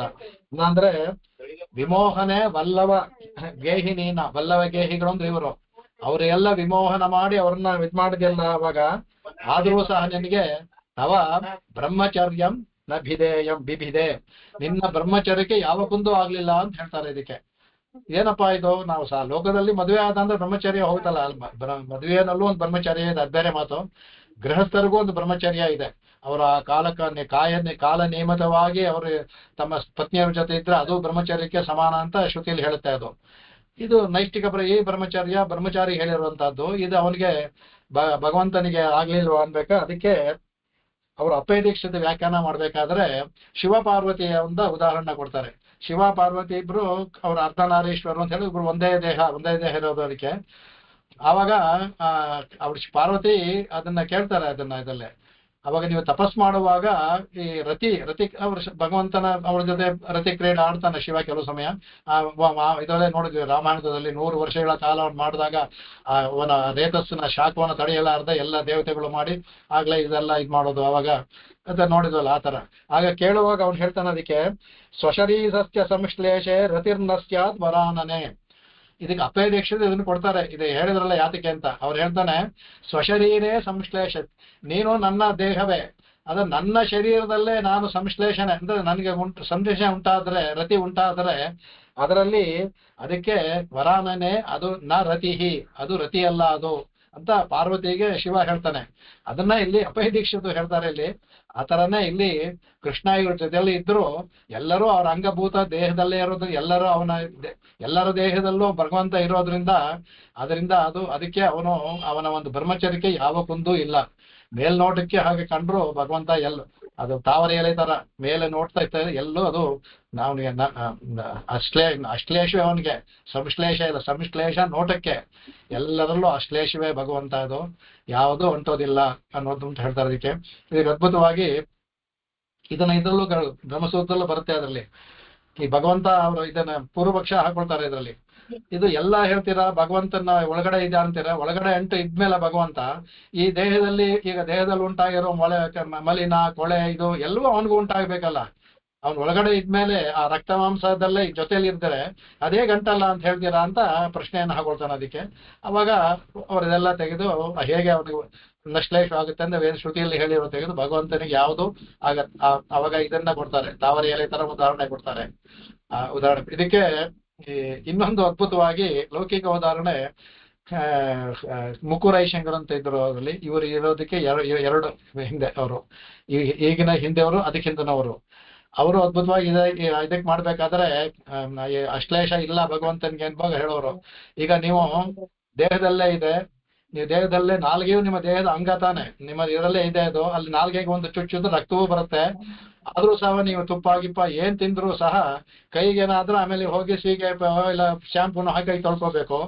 ನಾಲ್ಗೆನ ಹಾಗೆ ತೊಳ್ಕೊಳ್ತೀರಾ? ನಾಲ್ಗೆ ಅದೇ ನಿಮ್ಮ ಜೊತೆಲಿ ಇದ್ದು ನೀವು ತಿನ್ನುವ ರುಚಿಯನ್ನು ನೋಡಿ ರುಚಿಯನ್ನು ತೋರಿಸ್ಕೊಟ್ರು ಸಹ ನಾಲ್ಗೆಗೆ ಹೇಗೆ ಈ ತುಪ್ಪ ಅನ್ನೋದು ಅಂಟೋದಿಲ್ವೋ ಅದೇ ತರ ಭಗವಂತ ಒಳಗಡೆ ಎಲ್ಲ ಮಾಡಿದ್ರು ಅವನು ಏನು ಅಂಟೋದಿಲ್ಲ ಅಂತ ಲೌಕಿಕ ಉದಾಹರಣೆ, ಅದ್ಭುತವಾಗಿ ಲೌಕಿಕ ಉದಾಹರಣೆಯನ್ನು ಕೊಟ್ಟರು ಅಂತ ನಮ್ಮ ಗುರುಗಳು ಹೇಳ್ತಾ ಇದ್ದಾರೆ.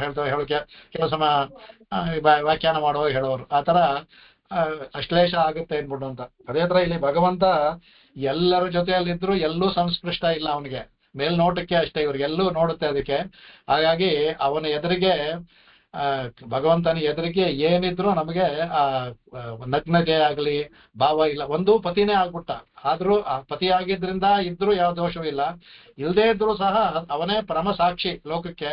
ಹಾಗಾಗಿಯೂ ಸಹ ಇರ್ತಾರೆ. ಇದ್ಯಾಕಪ್ಪ ಅಂದ್ರೆ ನಾವು ಆಳವಂದಾರ ಕಥೆಯಲ್ಲೂ ನೋಡ್ಬೋದು ಇದನ್ನ. ಆಳವಂದಾರಿಗೆ ಅವರು 11-12 ವರ್ಷ ಆಗ ಮೀಮಾಂಸದಲ್ಲಿ ತರ್ಕ ಮೀಮಾಂಸದಲ್ಲಿ ತುಂಬಾ ಬಹಳ ಪ್ರಾವೀಣ್ಯರಾಗಿರ್ತಾರೆ. ಆಗ ಒಬ್ಬ ರಾಜ ಇರ್ತಾನೆ. ಆ ರಾಜನ ಹತ್ರ ಒಬ್ಬ ಸರ್ವಜ್ಞ, ತನಗೆ ತಾನೇ ಅವನು ಇದು ಸರ್ವಜ್ಞ ಭಟ್ಟ ಅಂತ, ಅವನು ಯಾರು ಕೊಟ್ಟಿದ್ದಲ್ಲ ತನಗೆ ತಾನೇ ಇದು ಈ ರಾಜಕಾರಣಿಗಳು ತಾವೇ ಹೋಗಿ ಇದ್ ಮಾಡ್ಕೊ ದುಡ್ಡು ಕೊಟ್ಟು ಡಿಗ್ರಿ ಆ ಥರ ತನಗೆ ತಾನೇ ಒಂದು ಮಾಡ್ಕೊಂಡಿದ್ದು, ಎಲ್ಲವನ್ನೂ ತಿಳಿದಿದ್ದು ಅಂತ. ಅವನು ಎಲ್ರನ್ನೂ ಕರೆಯೋದು, ವಾದ ಮಾಡೋದು. ಸೋತ ಅಂದ್ರೆ ಅವರ ಆಸ್ತಿ ಗೀಸ್ತಿ ಎಲ್ಲ ಮುಟ್ಕೊಳ್ಳೋಕೆ ಅವ್ರನ್ನ ಸೆರೆಮನೆ ಹಾಕೋದು, ಇದು ಮಾಡ್ತಾ ಇರ್ತಾನೆ. ಆಗ ಅವನು ಎಲ್ರಿಗೂ ಹೋಗಿ ಕಪ್ಪ ಕೊಡಿ ಅಂತ ಕೇಳೋದು. ಕಪ್ಪ ಕಾಣಿಗೆ ಕೊಡದೇ ಇದ್ರೆ ನನ್ನ ಹತ್ರ ವಾದಕ್ಕೆ ಬನ್ನಿ ಅಂತ. ಆಗ ಇವರು ಅಧ್ಯಯನ ಮಾಡ್ತಿರೋದಕ್ಕೆ ಬರ್ತಾ ಇದೆ. ಆಳವಂದರ ಕತೆ ಗೊತ್ತಿದೆ ನಿಮಗೆ, ಆದ್ರೂ ಸೂಕ್ಷ್ಮ ಹೇಳ್ತೀನಿ. ಅವಾಗ ಬರ್ತಾನೆ, ಗುರುಗಳು ಒಳಗಡೆ ಎಲ್ಲ ಇರ್ತಾರೆ, ಅಗ್ನಿಹೋತ್ರ ಮಾತಾಡ್ತಾರೆ, ಇವರು ಆಳವಂದಾರ ಇರ್ತಾರೆ, ಬಂದ ಹೇಳ್ತಾರೆ. ಆಗ ಅವ್ರು ಹೇಳ್ತಾರಂತೆ, ಕೊಡೋದಿಲ್ಲ, ನನ್ನ ಹತ್ರ ಇಲ್ಲ, ಕೊಡೋದಿಲ್ಲ ಅಂದ್ಬಿಟ್ಟು. ಕೊಡದೇ ಇದ್ದರೆ ಸರ್ವಜ್ಞ ಮತ್ತೆ ವಾದ ಮಾಡೋಕೆ ಆಗ್ತೀನಿ, ನಾನು ವಾದ ಮಾಡ್ತೀನಿ ಅಂತ ಹೇಳ್ಬಿಡ್ತಾರೆ. ಆಗ ಅಲ್ಲಿಂದ ಗುರುಗಳು ಏನಪ್ಪ ಮಾಡಿದೆ, ಅವ್ನು ತುಂಬಾ ದುಷ್ಟ ದುರಾಣ ಈ ತರ ನೀವು ಮಾಡ್ಬಿಟ್ಟು ಅವರೆಲ್ಲ ಅವಾನ್ಸ್ತರಿ ಇಲ್ಲ ಗುರುಗಳೇ ನಾನು ಹೋಗ್ತಾರೆ. ಹೋಗ್ಬಿಟ್ಟು ಅಲ್ಲಿ ವಾದ ಮಾಡ್ತಾರೆ. ಆ ವಾದದಲ್ಲಿ ತರ್ಕದಲ್ಲಿ ಏನು ಅಂದ್ರೆ ಅವ್ನು ನೋಡ್ತಾನೆ ಇವ್ರು ಚಿಕ್ಕ ಹುಡುಗ, ಅವನ ಎಂತೆಂತ ಅವ್ರನ್ನ ನಾನು ಗೆದ್ದಿದ್ದೀನಿ, ಈ ಹುಡುಗ ಏನು ಹೇಗೆ ನೋಡಿಲ್ಲ ಅದು, ಈ ಹುಡುಗ ಏನು ಅಂದ್ಬಿಟ್ಟು ವಾದದಲ್ಲಿ ಏನು ಅಂದ್ರೆ ವಾದಿ ಏನ್ ಹೇಳ್ತಾನೋ ಅದನ್ನ ವಿರುದ್ಧ ಮಾಡ್ಬೇಕು. ಪ್ರತಿವಾದಿ ಅದನ್ನ ತರ್ಕ ನ್ಯಾಯದಲ್ಲಿ ಅದೇನೆ, ಪ್ರತಿವಾದಿ ಇದನ್ನ ಇಲ್ಲ ಅಂತ ಮಾಡ್ಬೇಕು. ಇದೆ ಅಂದ್ರೆ ಅವ್ರು ಇಲ್ಲ ಅಂತ ಮಾಡ್ಬೇಕು. ಯಾರೋ ಮ್ಯೂಟ್ ಮಾಡ್ಕೊಳ್ಳಿ, ನನಗೆ ಸಮಯ ಎಲ್ಲ ಮ್ಯೂಟ್ ಮಾಡಕ್ಕೆ ಮ್ಯೂಟ್ ಮಾಡ್ಕೊಳ್ಳಿ. ಯಾರು ನೋಡಿ, ಯಾರಾದ್ರೂ ಸಬಿತಾ ಪಾತ್ರ ಮ್ಯೂಟ್ ಮಾಡೋದು, ಯಾರೋ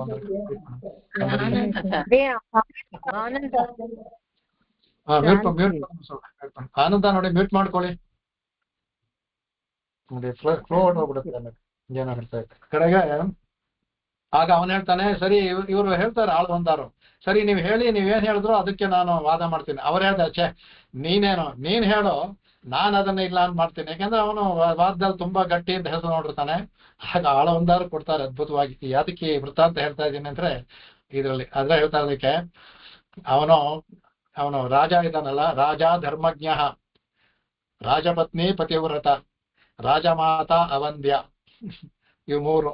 ರಾಜ ಧರ್ಮಜ್ಞ, ರಾಜ ಧರ್ಮ, ರಾಜಪತ್ನಿ ಪತಿವ್ರತೆ, ರಾಜನ ಮಾತೆ ಅವಂದ್ಯ. ಅವಂದ್ಯ ಅಂತಂದ್ರೆ ಅವಳು ಇದು. ಈಗ ಇವ್ರೇನ್ ಮಾಡ್ಬೇಕು, ರಾಜನ್ನ ಅಧರ್ಮ ಅಂತ ಮಾಡ್ಬೇಕು. ಅವನ್ ಮಾಡಕ್ಕಾಗುತ್ತಾ? ರಾಜನ ಎದುರಿಗೆ ನೀ ಧರ್ಮಿಷ್ಠ ಇಲ್ಲ ಅಂತ ಮಾಡಿದ್ರೆ ಅವನ್ನ ಶಿರಚ್ಛೇದನ ಮಾಡ್ತಾನೆ. ಇನ್ನು ರಾಜಪತ್ನಿ ಪತಿವ್ರತ, ರಾಜಪತ್ನಿ ನಾವು ಹುಟ್ಟು ಹೆಂಡ್ತಿನೋ ನೀನ್ ಪತಿವ್ರತೆ ಇಲ್ಲ ಅಂತ ಹೇಳಿದ್ರೆ ಅವಳು ಶಿರಚ್ಛೇದನ ಮಾಡಿಸ್ತಾನೆ. ಇನ್ನು ರಾಜ ಕಣ್ಣೆದುರಿಗೆ ಇರ್ಬೇಕಾದ್ರೆ ರಾಜನ ತಾಯಿ ಹೇಗೆ ಅವಳು ಬಂಜೆ ಆಗ್ತಾಳೆ? ಅವ್ರಿಗೆ ಮೈಯೆಲ್ಲ ಬೆವತು ಹೋಗ್ಬಿಡುತ್ತೆ, ಅವ್ರಿಗೆ ಏನು ಮಾಡಕ್ಕಾಗಲ್ಲ. ಸೋಲು ಒಪ್ಕೊಂಡ್ಬಿಡ್ತಾರೆ. ಆಗ ರಾಜನಿಗೆ ನಗು ಬರುತ್ತೆ ಅವನಿಗೆ. ಆಗ ಸೋಲು ಒಪ್ಕೊಂಡ್ಬಿಟ್ಟಾಗ ಈ ವಾದದಲ್ಲಿ ಏನು ಅಂದ್ರೆ, ಅವರು ಸೋತರೆ ಅದನ್ನ ಇವರು ಮತ್ತೆ, ಯಾಕಂದ್ರೆ ಆಗದೆ ಇರೋ ವಿಷಯವನ್ನ ಕೇಳಬಾರದು, ಇವರು ಅದನ್ನ ಮಾಡಿ ತೋರಿಸ್ಬೇಕು. ತಾವು ಹೇಳಿದ್ದಕ್ಕೆ ವಿರುದ್ಧ ಮಾಡಿ ತೋರಿಸ್ಬೇಕು. ಆಗ ಅವರು ರಾಜ ಹೇಳ್ತಾನೆ, ರಾಜನ ಅವಾಗ್ಲೇ ಎಮ್ಮೈ ಆಳವಂದಾರು ಅಂತ ರಾಜನ ಪತ್ನಿ ಹೇಳಿ ಅವ್ರಿಗೆ ಆಳವಂದಾರ ಅಂತ ಬಂದಿದ್ದು ಹೆಸರೇ ಅವಾಗ ಅವ್ರಿಗೆ ಯಾಮನಾದಿದ್ರು ಅವ್ರಿಗೆ ಯಾಳವಂದಾರ ಅಂತ ಬಂದಿದ್ದೆ ರಾಣಿ ಕೊಟ್ಟಂತ ಇದು. ಆಗ ರಾಜನ ಕುತೂಹಲ ಆಗುತ್ತೆ. ಹುಡುಗನ ಚಿಕ್ಕವನು, ಸರಿ ಈಗ ನೀವು ಹೇಳಿದ್ರಲ್ಲ, ಈಗ ಅದನ್ನ ನೀನು ಮಾಡಿ ತೋರಿಸ್ಬಲ್ಯಾ ಅಂತ ಹೇಳ್ತಾನೆ. ಮಾಡಿ ಕೊಡ್ತೀನಿ ಅಂದ್ಬಿಟ್ಟು. ಆಗ ಹೇಳ್ತಾನೆ, ರಾಜ ನೀನು ಎಷ್ಟೇ ಧರ್ಮಿಷ್ಠನೇ ಆಗಿದ್ರು ಪ್ರಜೆಗಳು ಮಾಡುವಂತಹ ಪಾಪ ಮತ್ತು ಪುಣ್ಯಗಳಲ್ಲಿ 6ನೇ 1 ಭಾಗ ಬಂದು ನಿನಗೆ ಸೇರುತ್ತೆ. ಆಗಿರೋದ್ರಿಂದ ನೀನು ಪ್ರಜೆಗಳೆಲ್ಲರೂ ಪುಣ್ಯರು ಅಂತ ಹೇಳಕ್ಕಾಗಲ್ಲ. ಅವರ ಪಾಪ ನಿನ್ನಲ್ಲಿರೋದ್ರಿಂದ ನೀನು ಸಂಪೂರ್ಣ ಧರ್ಮಿಷ್ಠನಲ್ಲ ಅಂತ ರಾಜನಿಗೆ ಆಶ್ಚರ್ಯವಾಗ್ಬಿಡುತ್ತೆ. ಶಾಸ್ತ್ರದಲ್ಲಿ ಹೇಳಿರೋದು. ಇನ್ನು ರಾಜಪತ್ನಿ ಪತಿವ್ರತ ಅಂತ ಹೇಳ್ಬೇಕಾದ್ರೆ ರಾಜಪತ್ನಿ ಪತಿವ್ರತೆ ಅಲ್ಲ ಅಂತ ಹೇಳ್ಬೇಕು. ಅವಾಗ ಇವಳಿಗೆ ಕುತೂಹಲ ಆಗುತ್ತೆ, ರಾಜನಿಗೂ ಅವ್ನಿಗೆ ಇರೋ ಮನಸ್ಸು ಆಗುತ್ತೆ, ಇದೇನೋ ಏನೋ ಹೇಳ್ತಾರಪ್ಪ ಅಂದ್ಬಿಟ್ಟು. ಆಗ ಹೇಳ್ತಾರೆ ಅದಕ್ಕೆ, ಅದರಲ್ಲಿ ಏಕಾಗ್ನಿ ಕಾಂಡದಲ್ಲಿ ಇದು ನಮ್ಮ ಮದುವೆನಲ್ಲಿ ಬರುವಂತಹ ಮಂತ್ರ. ಸೋಮ ಪ್ರಥಮೋ ವಿವಿಧೆ ಗಂಧರ್ವೋ ವಿವಿಧ ಉತ್ತರ ಅಗ್ನಿಷ್ಠೆ ಅಗ್ನಿಸ್ತೃತೀಯೋ ಅಗ್ನಿಷ್ಠೆ ಪತಿಸ್ತುರೀಯಸ್ಕೆ ಮನುಷ್ಯಜಾಹ ಅಂತ. ಮದುವೆಯಲ್ಲಿ ಅಗ್ನಿ ಏನ್ ಮಾಡ್ತಾನೆ, ಮೊದಲು ಸೋಮೋ ದದತ್, ಸೋಮನ ಕೊಡ್ತಾನೆ. ಸೋಮ ಅಂದ್ರೆ ಇವನು ಚಂದ್ರನ ಆತ್ಮದೇವತೆ ಸೋಮ, ಅವನು ಕೊಡ್ತಾನಂತೆ. ಅವನು ಮೊದಲು ಕೊಡ್ತಾನಂತೆ. ಅವನು ಏನ್ ಮಾಡ್ತಾನೆ, ಆ ಸ್ತ್ರೀಯಲ್ಲಿರುವ ಕೆಲವು ವಕ್ರತೆ ಇಲ್ಲ ಅವರ ಋತು ಅದನ್ನೆಲ್ಲ ಸರಿಪಡಿಸ್ತಾನಂತೆ ಅವನು. ಆಮೇಲೆ ದದತ್, ಆಮೇಲೆ ಗಂಧರ್ವ, ಅವನ್ ಹೇಳ್ತಾನೆ ಸೋಮ ಗಂಧರ್ವ ದೇವತೆ ಕೊಡ್ತಾನಂತೆ. ಆ ಗಂಧರ್ವ ಅವರಿಗೆ ರೂಪವನ್ನು ಮತ್ತೆ ಇದನ್ನ ಕೊಡ್ತಾನಂತೆ ಅವನು ಗಂಧರ್ವ. ಆಮೇಲೆ 3ನೇದು ಅಗ್ನಿ ಕೊಡ್ತಾನಂತೆ. ಅಗ್ನಿ ಬಂದು ಅವಳನ್ನ ಶುದ್ಧಿ ಮಾಡ್ತಾನಂತೆ. ತುರಿಯಷ್ಟೇ ಮನುಷ್ಯ, ತುರಿಯ ಅಂದ್ರೆ 4ನೇವರೇ ಮನುಷ್ಯ. ಈಗ ಹೇಳೋ, ನೀನು ಕಟ್ಟಿರುವ ತಾಳಿ 4ನೇ ತಾಳಿ, 3 ತಾಳಿ ಮೊದಲೇ ಕಟ್ಟಿದ್ದಾರೆ. ಇದು ಪತಿವ್ರತೆ ಮಿನಿಮಮ್ ಇದು ಎಲ್ಲರಿಗೂ ಇದ್ದೇ ಇರುತ್ತೆ. ಹಾಗಾಗಿ ರಾಜಪತ್ನಿ ಪತಿವ್ರತೆ ಅಲ್ಲ ಅಂತ ಶಾಸ್ತ್ರ ದೃಷ್ಟಿಯಿಂದ ಹೇಳ್ಬೋದು. ಈ ಲೋಕ ದೃಷ್ಟಿಯಿಂದಲ್ಲ, ಶಾಸ್ತ್ರ ದೃಷ್ಟಿಯಿಂದ. ಅದೇ ತರ ಇಲ್ಲಿ ಸಾಕ್ಷಿ 14 ಜನ ಸಾಕ್ಷಿ ನೋಡಿರೋದ್ರಿಂದ ಅವಳು ಪತಿವ್ರತೆ ಇದ್ರು 14 ಜನ ಸಾಕ್ಷಿಗಳು ಯಾವಾಗ ಕಾಲದ್ರು 15 ಭಗವಂತನ ಯಾವಾಗ್ಲೂ ನೋಡ್ತಾನೆ ಇರ್ತಾರೆ ಅನ್ನೋ ಕಡೆಗೆ. ಆಮೇಲೆ ಅವಾಗ ಹೇಳ್ತಾರೆ, ಒಬ್ಬ ಮಗನಲ್ಲ ಅಂತ ಗಾದೆ ಕನ್ನಡದಲ್ಲೂ ಇದೆ, ಅಥವಾ ಶಾಸ್ತ್ರದಲ್ಲೂ ಇದೆ. ಹಾಗಾಗಿ ನೀನ್ ಒಬ್ಬನೇ ಮಗನಾದ್ರಿಂದ ನಿನ್ ತಾಯಿ ಬಂಜೆಗೆ ಸಮಾನ, ಬಂಜೆ ಅಲ್ಲ ಸಮಾನ ಅಂದ್ಬಿಟ್ಟು ಮಾಡಿ ತೋರಿಸ್ತಾರೆ. ಅವಾಗ ಅರ್ಧ ರಾಜ್ಯ ಕೊಟ್ಬಿಡ್ತಾರೆ ಅವರು. ಅವ್ರಿಗೆ ಆಡ್ಕೊಂಡ್ಬರ್ತಾನೆ, ಬೇರೆ ಕತೆ ನಿಮ್ಗೆ ಗೊತ್ತಿದೆ ಅದು. ಹಾಗಾಗಿ ಅಲ್ಲಿ ಪತಿವ್ರತೆ ಅಂದ್ರೆ 4ನೇ ಹೆಂಡತಿ, ಅವಳು 4ನೇವರಿಗೆ 4ನೇದ ಮನುಷ್ಯ, ಅವನಿಗೆ ಆವಾಗಲೇ ಪತಿವ್ರತೆ ಅಂತ.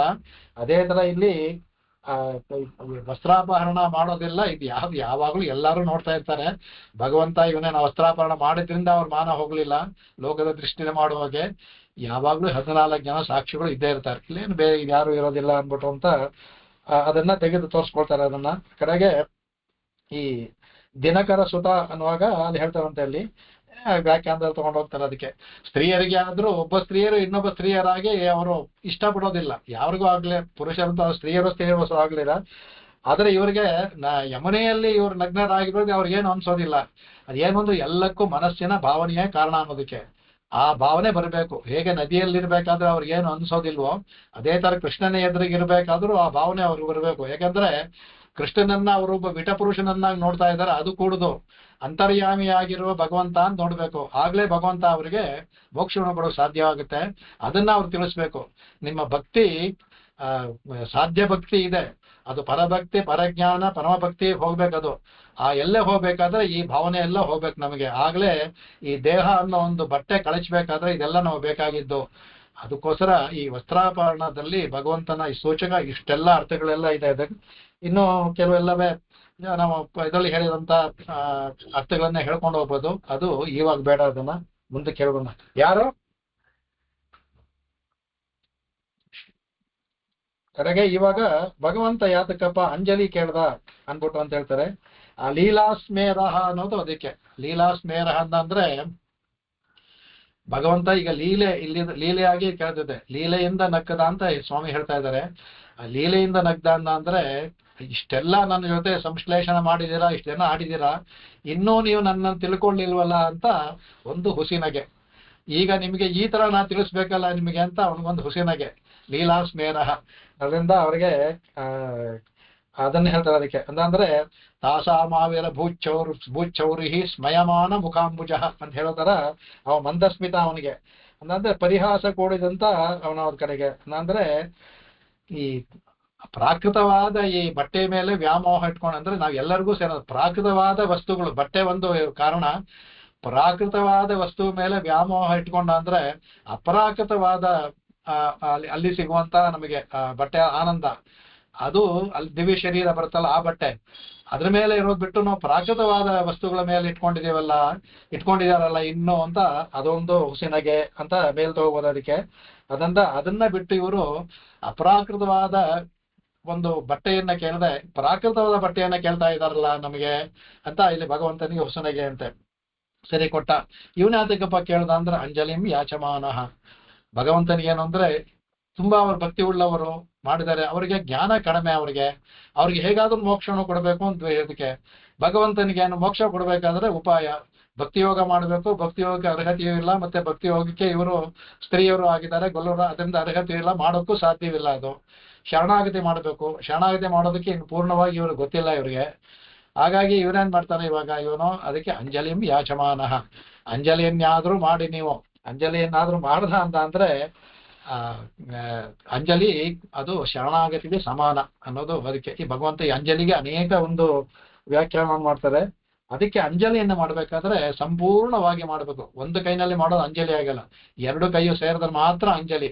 ಯಾಕೆ ಕರಕಮಲಯೋಹ ಅಂಜಲಿಂ ಯಾಚಮಾನಃ. ಇಲ್ಲಿ ಯಾಚಮಾನಃ ಅಂತ ಭಗವಂತ ಕೇಳ್ಕೊತಾರಂತೆ, ಅಯ್ಯೋ ಮುಗ್ದೇರ ನಿಮಗೆ ಗೊತ್ತಿಲ್ಲ, ನಾನು ಬೇಡ್ಕೊಳ್ತೀನಿ ಮೊದ್ಲು ಕೈ ಮುಗಿರಿ. ಅದೇನೋ ಅದಕ್ಕೆ ಅದನ್ನೇ ಕದಾಪಿ ಇವರು ಆಳವಂದ ಸ್ತೋತ್ರ ಹೇಳ್ತಾರಲ್ಲ ಅದಕ್ಕೆ, ತ್ವದಂಗ್ರಿ ಮುದ್ದಿಶ್ಚ ಕದಾಪಿ ಕೇನಚಿತ್. ಯಾವ ತರವೋ ಮನಸ್ಸಲ್ಲಿ ಏನ್ ಭಾವನೆ ಇದೆ ಕದಾಪಿ ಕೇಂದ್ರ. ಆಮೇಲೆ ಯಥಾತ್ವತಾಭಾವಿ ಸಕೃತ್ ಕಥೋಂಜಲಿ ಹೇಳ್ತಾರೆ, ಸಕೃತ್ ಕೃತೋಂಜಲಿ ಅದೆಲ್ಲ ಅವ್ರು ಹೇಳ್ತಾರೆ. ಒಂದು ಸಲ ನೀವು ನನ್ನ ಕೈ ಮುಗಿದ್ಬಿಡಿ ಸಾಕು. ಯಾವ ತರ ಮಾಡಿ ಮನಸ್ಸಲ್ಲಿ ಭಾವನೆ ಇದೆಯೋ ಇಲ್ಲೋ ಗೊತ್ತಿಲ್ಲ ಅದಕ್ಕೆ.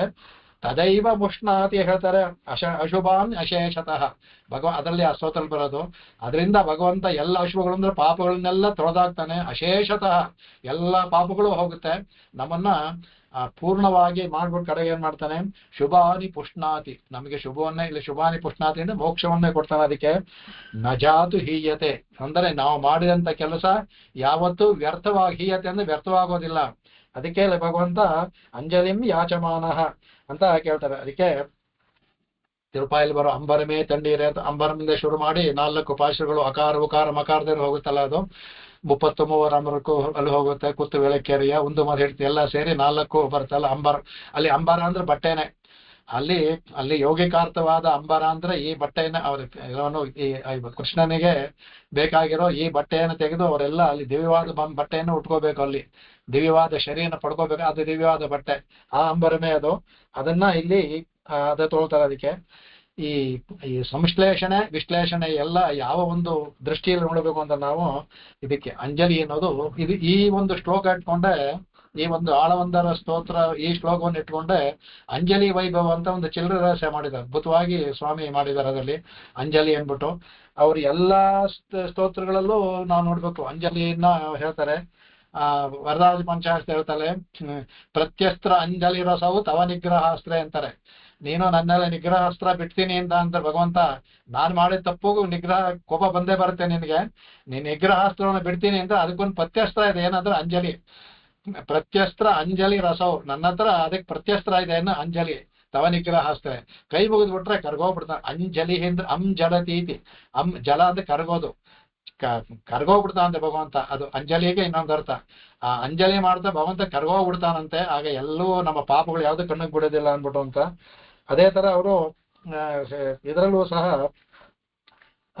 ನಾವು ನ್ಯಾಸ ತಿಲಕದಲ್ಲೂ ಒಂದು ಶ್ಲೋಕದಲ್ಲಿ ನೋಡೋದು, ತ್ವಯೈಕಾಂಜಲಿ ಕೆಂಕರೆ ತನುರುತ ನಿರ್ವ್ಯಾಜ ಸರ್ವಂ ಸ್ವಹೆ ಅಂತ ಅವರು 28ನೇ ಶ್ಲೋಕದಲ್ಲಿ ಹೇಳ್ತಾರೆ. ಅದಕ್ಕೆ ತ್ವಯಿ ಏಕಾಂಜಲಿ, ಒಂದು ಸಲ ಕೈ ಅಂಜಲಿ ಮಾಡ್ಬಿಟ್ರೆ ಸಾಕಂತ ಅವನಿಗೆ.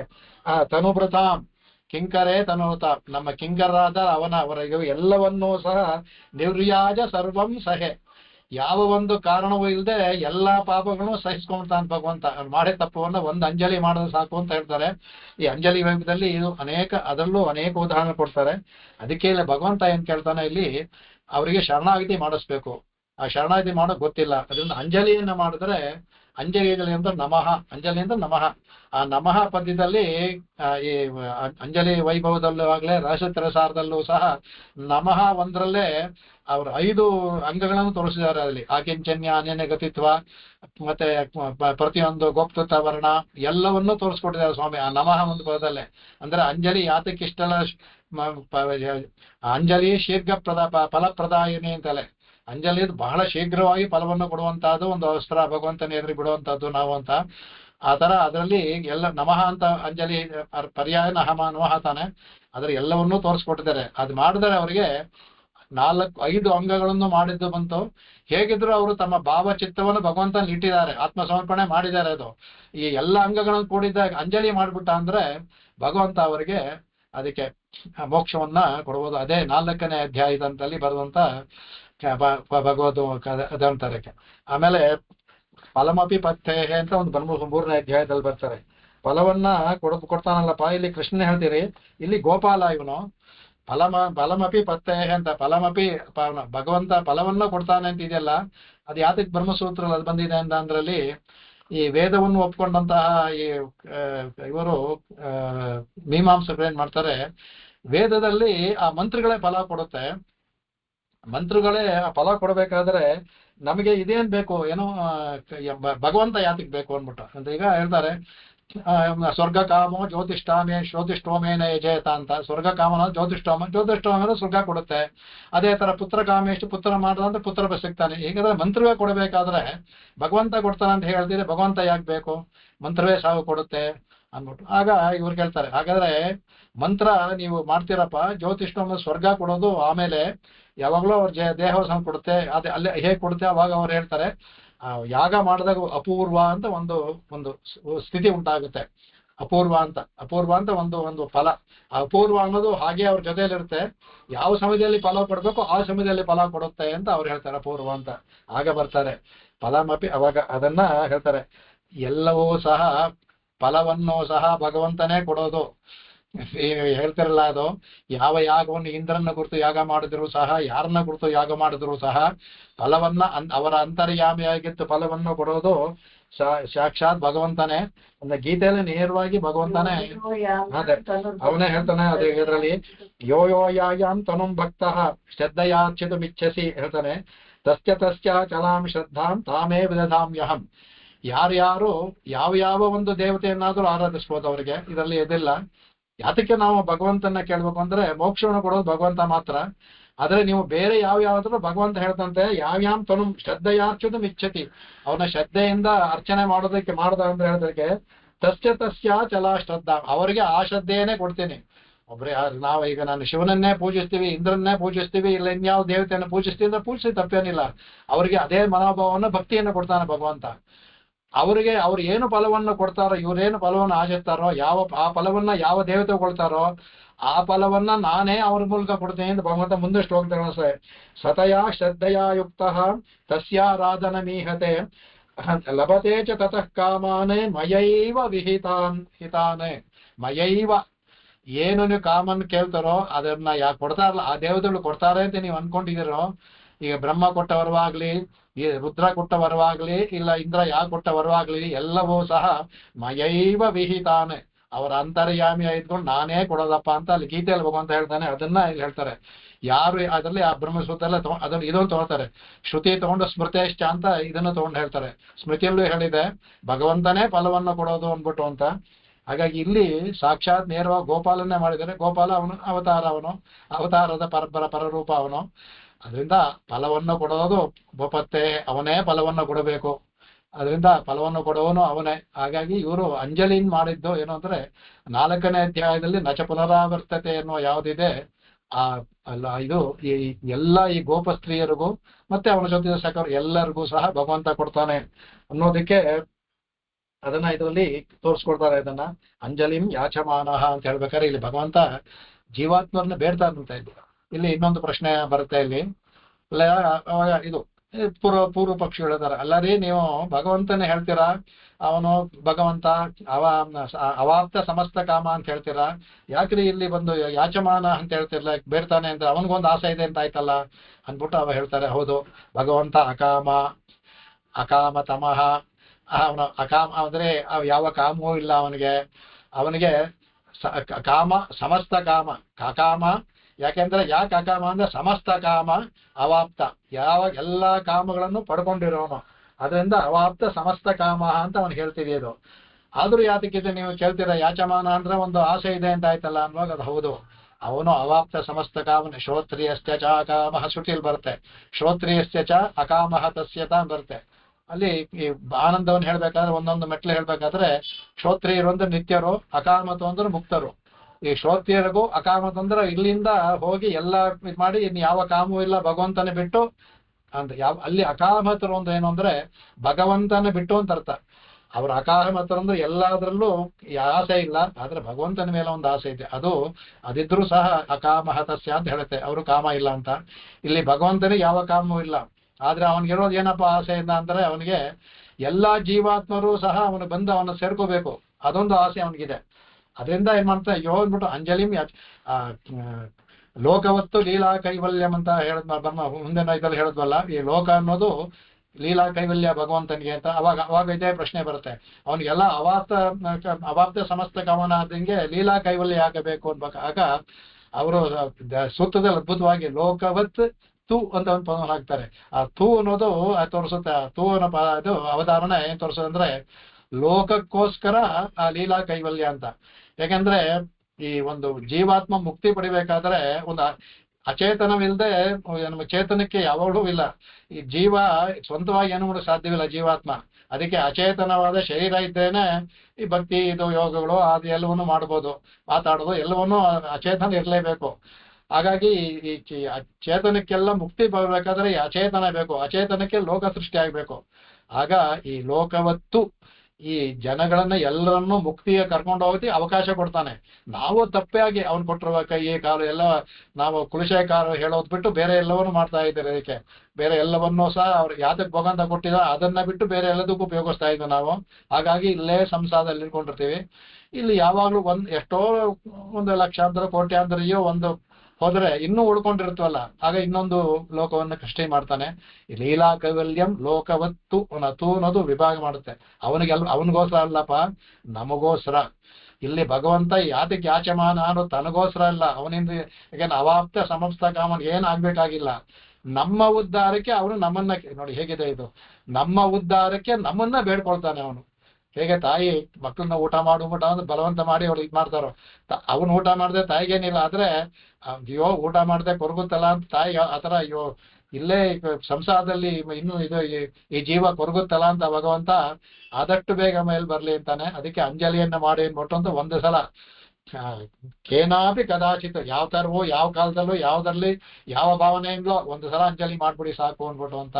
ಅದಕ್ಕೆ ಇಲ್ಲಿ ಯಾದಕ್ಕಪ್ಪ ಅಂದ್ರೆ ಭಗವಂತ ಅದಕ್ಕೂ ಶಾಸ್ತ್ರ ಹೇಳಿದೆ ಅವನಿಗೆ, ಹಾಗೆ ಕೊಡುವುದಲ್ಲ, ಯಾಕೆ ಅಂಜಲಿ ಮಾಡಬೇಕು ಅಂತಂದ್ರೆ ಹೇಳ್ತಾರೆ, ಭಗವಂತನಿಗೆ ಕಾರಣವಿಲ್ಲದೆ ಏನು ಕೊಡೋಕ್ ಬರಲ್ಲ ಅವನಿಗೆ ವೈಷಮ್ಯ ನೈರ್ಗಣ್ಯ ಏನಾಚ ಅಂತ ಇರುತ್ತೆ, ಆ ಎರಡು ದೋಷಗಳು ಭಗವಂತನ ಬರಬಾರ್ದು.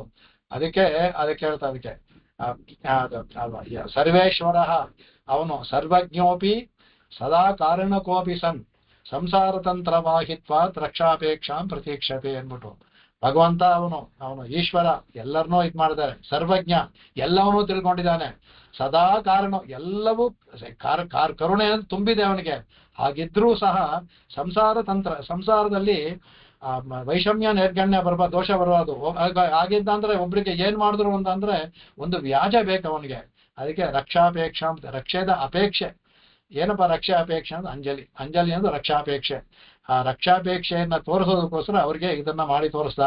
ಇದು ನೋಡಿ ಅರ್ಥ ಹೇಗೆ ಪಾರಮಾರ್ಥಿಗೆ ಹೋದರೆ ಮೇಲ್ನೋಟಕ್ಕೆ ಬರುವ ಅರ್ಥವು ಅಂತರತ್ಗೆ ಬರುವ ಅರ್ಥವೂ ಸಹ ಇದೆಲ್ಲವೂ. ಈಗಂದ್ರೆ ಆ ತರ ಇದ್ರೆ ಸ್ವಾಮಿ ಶ್ಲೋಕವನ್ನೇ ಮಾಡೋದಿಲ್ಲ. ಅವರು ಇದರಲ್ಲೂ ಸಹ ಕನಸು ಮನಸ್ಸಿನಲ್ಲೂ ಈ ತರ ಒಂದು ಚಿಕ್ಕ ಒಂದು ಹೇಯವಾದದ್ದು ಚಿಂತನೆ ಮಾಡಲು ಸಾಧ್ಯವಿಲ್ಲ. ಅವರು ನಾವುಗಳಾದ್ರೂ ಏನೋ ಮಾಡ್ಬೋದು, ಅವರು ಮಾಡೋದಿಕ್ಕೆ ಸಾಧ್ಯವೇ ಇಲ್ಲ. ಅದು ಅದನ್ನ ಹೇಳ್ತಾರೆ ಕಡೆಗೆ. ಹಾಗಾಗಿ ಈ ಅಂಜಲಿ ಅನ್ನೋದಕ್ಕೆ ಅನೇಕ ಕಡೆಯಲ್ಲಿ ಬರೋದು ಭಗವಂತ ಮಾಡಿದ್ದಂತಹ ಇದು. ಇನ್ಮೇಲೆ ಈ ಈ ಬ್ರಹ್ಮಸೂತ್ರದಲ್ಲಿ ಬರುವಂತಹ ಕೆಲವು ಇದನ್ನ ನೋಡೋಣ. ಅದಕ್ಕೆ ಮುಂಚೆ ಕುಂದ ಶಾಖೆ ನೋಡೋಣ. ಈ ವಾಸ ಅನ್ನೋದು ನೋಡೋಣ. ಈ ವಾಸ ಅನ್ನೋದು ಬಟ್ಟೆಗೆ ವಾಸ ಅನ್ಬಿಟ್ಟು ಅಂತಕ್ಕೆ. ಈ ವಸಧಾತುವಿಗೆ ಅನೇಕ ಅರ್ಥಗಳಿದೆ.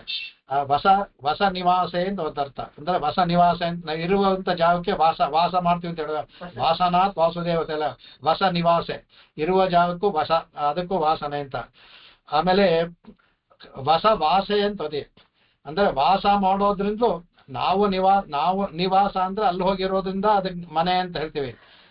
ವಾಸೆ ಭಗವಂತ ಎಲ್ಲರ ಹೃದಯಲ್ಲೂ ವಾಸವಾಗಿದ್ದಾನಲ್ಲ, ಅದರಿಂದಲೂ ಅದಕ್ಕೆ ವಾಸುದೇವನು, ಅದಕ್ಕೆ ಅವನಿಗೆ ವಾಸೆ.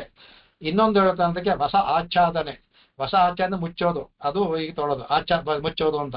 ಆಚ್ಛಾದನೆ ದೇವನ್ ಆಚ್ಛಾದನೆ ಮುಚ್ಚೋದು, ಅದಕ್ಕೆ ವಾಸ ಅನ್ನೋದು ಬಟ್ಟೆಗೆ ಹೇಳ್ತಾರೆ. ವಾಸಾಂಸಿ ಅನ್ನೋದಕ್ಕೆ ಬಟ್ಟೆ ಅಂತ ಹೇಳೋದ್ರಿಂದ ಆಚ್ಛಾದನೆ. ನಮ್ಮ ದೇಹವನ್ನು ಮುಚ್ಚೋದ್ರಿಂದ ಬಟ್ಟೆಗೆ ಅದಕ್ಕೆ ವಾಸ ಅಂತ ಹೇಳ್ತು. ಶರೀರಕ್ಕೂ ನಾವು ವಾಸ ಅನ್ಬೋದು, ಯಾಕಂದ್ರೆ ಶರೀರ ಆತ್ಮವನ್ನು ಮುಚ್ತಾ ಇದೆ. ಅದಕ್ಕೆ ವಾಸಾಂಸಿ ಜೀರ್ಣಾನಿ ಅಂತ ಅಲ್ಲಿ ಭಗವಂತ ಹೇಳಿದ್ದು.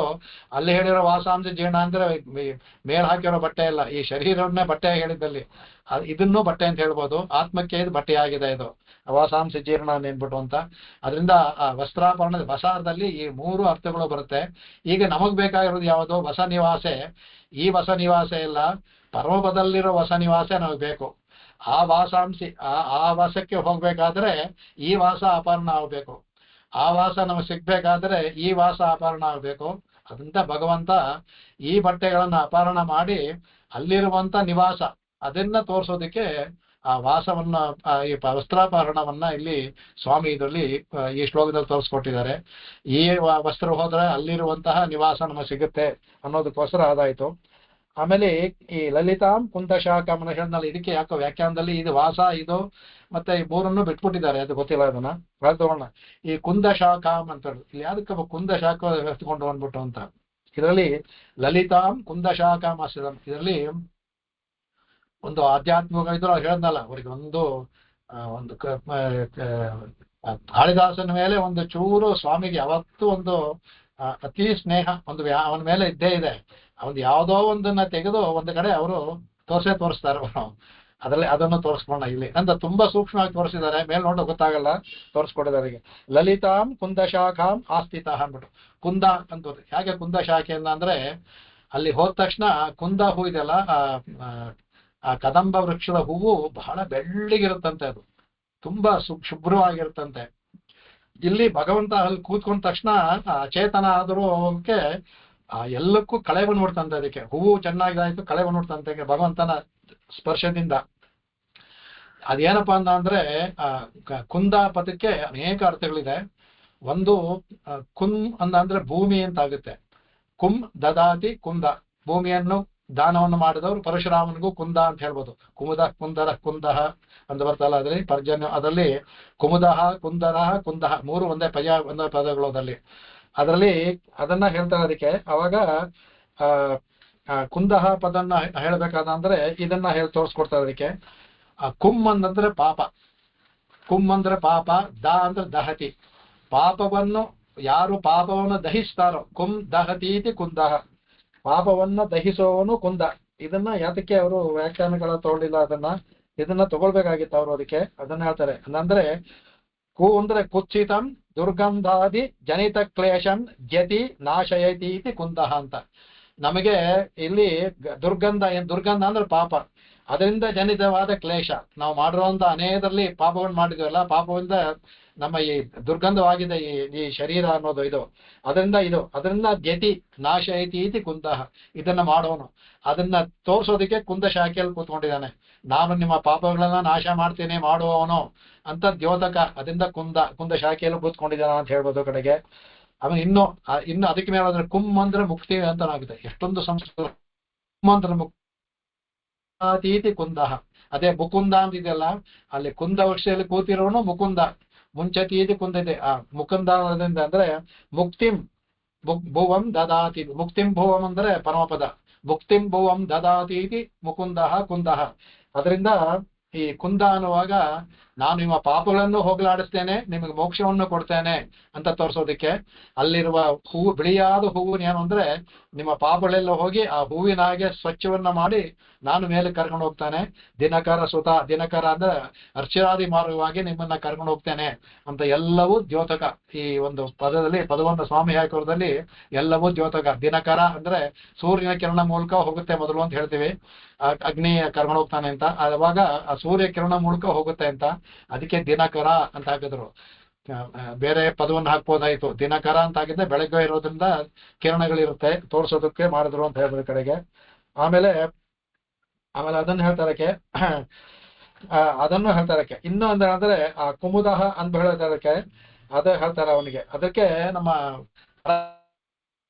ಮಾಡ್ಬೇಕಾರೆ ಕುಂದ ಕುಸುಮವತಿ ಅದಕ್ಕೆ ವೈಲ್ಯದ್ವಾ ಕುಂದ ಅಂದ್ಬಿಟ್ಟು ಅಂತ ಅಂದ್ರೆ ಕುಂದ ಕುಸುಮತು ಎಷ್ಟು ಎಳಸಾಗಿರುತ್ತೋ ಕುಂದ ಅದು ಆತರ.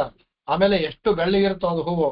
ಅದಕ್ಕೆ ವೈಲ್ಯದ್ವಾ ಕುಂದಹ ಕುಂದಂ ಆ ತರ ಇರುವವನು ಭಗವಂತ. ಅಷ್ಟು ಇದಾಗಿರ್ತಾನೆ. ಆಗಿರಿಂದ ಕುಂದ. ಅದೇನಂದ್ರೆ ಇದಕ್ಕೆ ಏನ ತೋರ್ಸಂತೆ ಹೇಳ್ತಾರೆ. ಪರತತ್ವ ಜ್ಞಾನಂ ರಾತಿ ದದಾತಿ ಇತಿ ಕುಂದರಃ. ಕುಂಬಂದ್ರೆ ಪರತತ್ವ ಜ್ಞಾನಂ, ರಾತಿ ದದಾತಿ ಇತಿ ಕುಂದರಃ. ಆ ಕುಂದ ಮೂರು ಪರ್ಯಾಯ ಪದಗಳು. ಇದನ್ನ ಎಲ್ಲವನ್ನೂ ಸಹ ತೋರಿಸ್ಕೊಡೋದ್ರಿಂದ ಮುಕುಂದ ಅನ್ನೋದು ತೋರಿಸ್ಕೊಡುತ್ತೆ ಇದಕ್ಕೆ. ಹಾಗಾಗಿ ಈ ಕುಂದ ವೃಕ್ಷವನ್ನ ತೋರಿಸ್ಬೇಕಾದ್ರೆ ಭಗವಂತ ಕೂತ್ಕೊಂಡಿದ್ದೇನು ಅಂತ ಅಂದ್ರೆ, ನಾನು ಮುಕುಂದ, ನಿಮ್ಮ ಕುಂದಗಳನ್ನೆಲ್ಲ ಪಾಪಗಳ ಆರಿಸಿ ನಿಮಗೆ ಮೋಕ್ಷವನ್ನ ಕೊಡ್ತೇನೆ, ನಿಮಗೆ ಅರ್ಚಾದಿ ಮಾರ್ಗ ಕರ್ಕೊಂಡು ಹೋಗ್ತೇನೆ ಅಂತ ತೋರ್ಸೋದಕ್ಕೆ ಕುಂದ ವೃಕ್ಷದ ಮೇಲೆ ಅನೇಕ ಮರಗಳಿತ್ತು. ಯಾಕೆ ಕುಂದ ವೃಕ್ಷ ಹಾಸ್ಕೊಂಡ ಅಂದ್ರೆ ತೋರ್ಸೋದಕ್ಕೋಸ್ಕರ ಕೂತ್ಕೊಂಡ.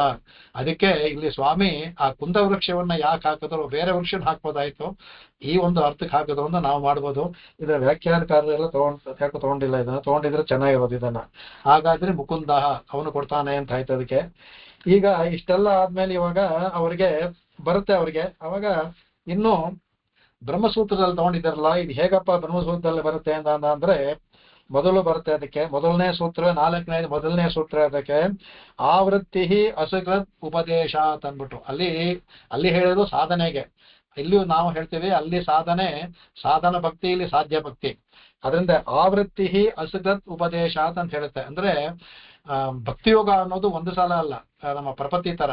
ಆವೃತ್ತಿ ಅಸಕೃತ್ ಅಂದ್ರೆ ಒಂದಕ್ಕಿಂತ ಹೆಚ್ಚು ಅಂತ. ಜೀವ ಇರುವವರೆಗೂ ಮಾಡ್ತಾನೆ ಇರಬೇಕು. ಅದರಿಂದ ಉಪದೇಶ, ಯಾಕೆಂದ್ರೆ ಉಪದೇಶ ಅಂದ್ರೆ ವೇದದಲ್ಲಿ ಹೇಳಿದೆ ಆ ತರ ಅನ್ಬಿಟ್ಟು ಅದರಲ್ಲಿ ಬರುತ್ತೆ. ಅದರಲ್ಲಿ ಅದೇ ತರ ಇಲ್ಲಿ ಇವರು ಮಾಡ್ತಿರೋದು ಸಾಧ್ಯ ಭಕ್ತಿ. ಇವರು ಇನ್ನು ಶರಣಾರ್ಥಿ ಸಾಧ್ಯ ಭಕ್ತಿ ಆಗಿದ್ದು ಭಗವಂತನಲ್ಲಿ ಅವಿಚ್ಛಿನ್ನ ಅವಿಚ್ಛಿನ್ನ ತೈಲಧಾರತಯ ಅಂತ ಹೇಳೋತರೆಗೆ ಅವಿಚ್ಛಿನ್ನವಾಗಿ ಭಕ್ತಿ ಇರಬೇಕು. ಅದನ್ನ ಅಸಕೃತ್ ಆ ಭಕ್ತಿ ಯಾವಾಗಲೂ ಒಂದ್ಸಲ ಯಾವಾಗಲೂ ಭಗವಂತನಲ್ಲಿ ಭಕ್ತಿ ಇರಬೇಕದು. ಅದನ್ನ ಅವ್ರು ತೋರಿಸ್ಬಿಡ್ಬೇಕು. ಆ ಭಕ್ತಿ ಯಾವ ತರದ್ದು ಅಂದ್ರೆ ಆ ಕೃಷ್ಣ ಒಬ್ಬ ಪರಾಕೃತ, ನಮ್ಮಲ್ಲಿರುವ ಒಬ್ಬ ಗೋಪಾಲ ಗೊಲ್ಲ ಅಂತ ಇರಬಾರ್ದು. ಸಾಕ್ಷಾತ್ ಪರಬ್ರಹ್ಮ ಅನ್ನೋ ಬುದ್ಧಿ ಇರ್ಬೇಕು ಅದಕ್ಕೆ ಆತ್ಮೇತು ತೂಪಗಚ್ಚಂತಿ ಗ್ರಾಹ್ಯಂತಿ ಚ ಅಂತ ಅದನ್ನು ತೋರಿಸ್ಕೊಡ್ತಾರೆ ಅದಕ್ಕೆ ಅಂದ್ರೆ ಅದನ್ನ ಹೇಳ್ತಾರೆ ಆತ್ಮೇತಿತು ಉಪಗಚ್ಚಂತಿ. ಭಗವಂತ ಅಂತರ್ಯಾಮಿಗಿರ್ತಲ್ಲ ಅದ ಗ್ರಾಹ್ಯಂತಿ ಚ, ಅದನ್ನ ತಿಳ್ಕೊಳ್ಳೋರಾಗ್ಬೇಕು. ಆ ಬ್ರಹ್ಮ ಇದ್ರಲ್ಲಿ ಬರುತ್ತೆ ಕಡೆಗೆ. ಅದನ್ನ ಹೇಳ್ತಾರೆ ಅದಕ್ಕೆ ಈ ಒಂದು ಹೇಳ್ಬೇಕಾದ ಅಂದ್ರೆ ವಿಷ್ಣು ಪುರಾಣದಲ್ಲಿ ಒಂದು ಶ್ಲೋಕ ಬರುತ್ತೆ. ತದ್ರೂಪ ಪ್ರತ್ಯಯ ಚೈಕಾಂ ಸಂತತಿಶ್ಚಾನ್ಯ ನಿಸ್ಪೃಹ ತದ್ಧ್ಯಾನಂ ಪ್ರಥಮೈ ಷಡ್ಭಿಃ ಅಂಗೇ ನಿಷ್ಪಾದ್ಯತೆ ತತ. ಅದೇ ತದ್ರೂಪ ಪ್ರತ್ಯಯ ಚ ಏಕ. ಆ ಭಗವಂತನ ಪ್ರತ್ಯಯ ಇದೆಯಲ್ಲ, ಏಕಾರೂಪತ್ಯ ರೂಪ, ಭಗವಂತನ ರೂಪ ಪ್ರತ್ಯವಾದ ಒಂದೇ ಆಗಿರ್ಬೇಕದು. ಅದು ಸಂತತಿಶ್ಚ ಅನ್ಯಸ್ಪೃಹ, ಅದು ಸಂತತಿ ಆಗ್ಬೇಕು. ಅನ್ಯ ನಿಸ್ಪೃಹ, ಅನನ್ಯ ಭಕ್ತಿ. ಮುಂದಿನ ಶ್ಲೋಕದಲ್ಲಿ ಅದೇ ಹೇಳ್ತಾರೆ, ಅನನ್ಯವಾಗಿರ್ಬೇಕದು. ತೈಲಧಾರಿಯಂತೆ ಅನನ್ಯ ನಿಸ್ಪೃಹ. ಇದು ವಿಷ್ಣು ಶ್ರವಣದಲ್ಲಿ ಪರಾಶರ ಹೇಳೋದು ಆ ತರ ಇರ್ಬೇಕು.